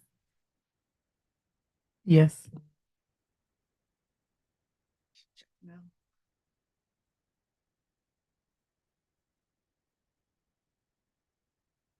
And that motion passes 5-0 with concurrence from our student board member. I do want to mention before I forget that there are some additional meetings that that we might include in the future meeting. Those are the city task forces that started up last year. And so I think we probably need to get information on when those are, and then see kind of, you know, if and who we should assign to those groups. So more information on that at a future meeting. Can I also just ask if all of if all of these committees are still meeting? I know that the budget advisory committee hasn't met since we switched CBOs, so I didn't know if that was like going to continue eventually. And then also the school climate coordinated health council. I think that was a committee that existed a while back, but I'm not clear that it's met recently. Meeting very frequently until we had a change. And so I'm assuming that once our new administrator gets settled, that those meetings will start. Okay. But I could be wrong. Okay. And it's good that they're on here just in case they're ready to meet anyway, but Okay, so that moves us to 18.11, review and potential approval of the annual evaluation of outdated documents to be destroyed, housed in the purchasing and warehouse maintenance and operations and transportation departments. Madam President, I move to approve the destruction of outdated documents housed in the purchasing warehouse, M&O, and transportation departments. You can discuss after the motion. I'll second. All right. So I had asked the question whether or not the insurance policy and endorsements should not be destroyed because now that we have a new extension window for sexual assault claims, I am aware of a situation where a organization could not identify their carrier back in the 1970s. So I realize this we may be looking at a much shorter window in insurance policies because we've destroyed the others, but I'm just asking that legal question. Is that something we need to research a little bit more? Supposedly, the insurance commissioner's office keeps a copy of those policies as written, but it took a lot of time for the actual policy to be found. So I'm just asking that cautionary tale, and maybe, you know, it's nothing to worry about.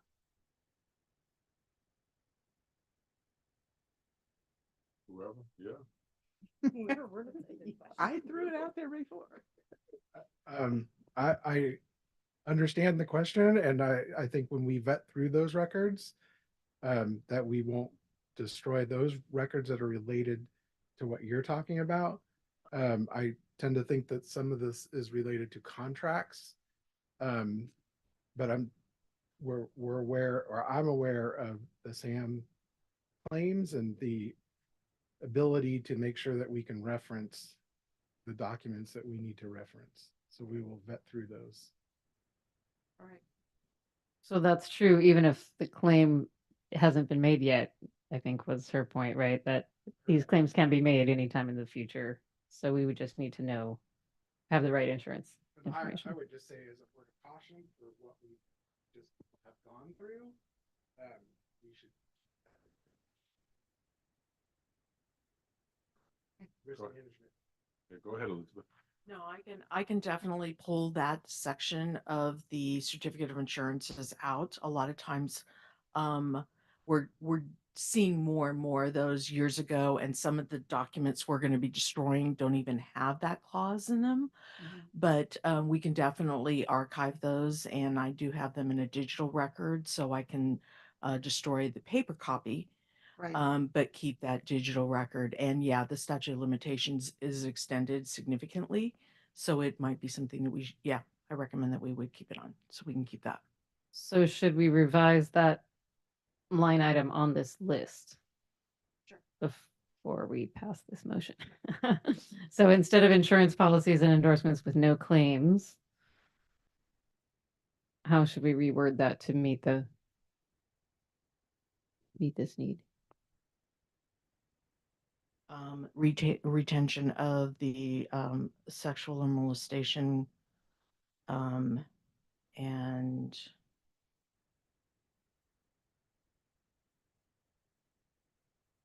there's one more word and I'm blanking, that they're often with that clause. Or you were saying that that you would keep the records of the certificate of insurance so with, that we with that writer in it, yes. I'm trying to figure out how to revise my motion.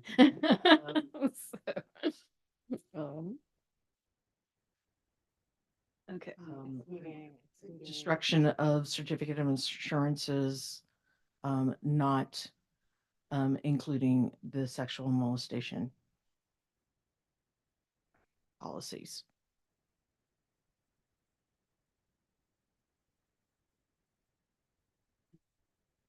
That work?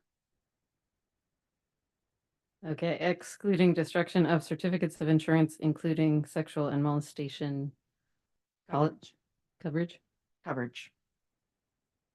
Okay. All right, I would like to amend my motion to exclude the destruction of certificates of insurance that include sexual and molestation coverage. I will still second. Thank you. Good looking out, trustee Mayo and trustee Barrios. How do you vote? Yes.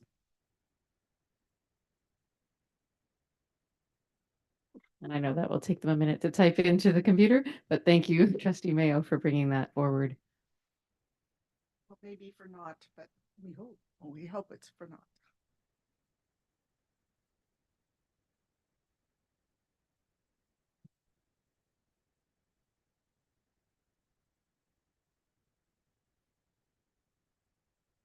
Okay, so it looks like to me there's no need for a meeting extension. We've no carryover items from closed session. Future agenda items. Anything you're interested in? Okay, well then I will adjourn this meeting. Thank you. Thank you. Great. All right. Do we have anything to sign?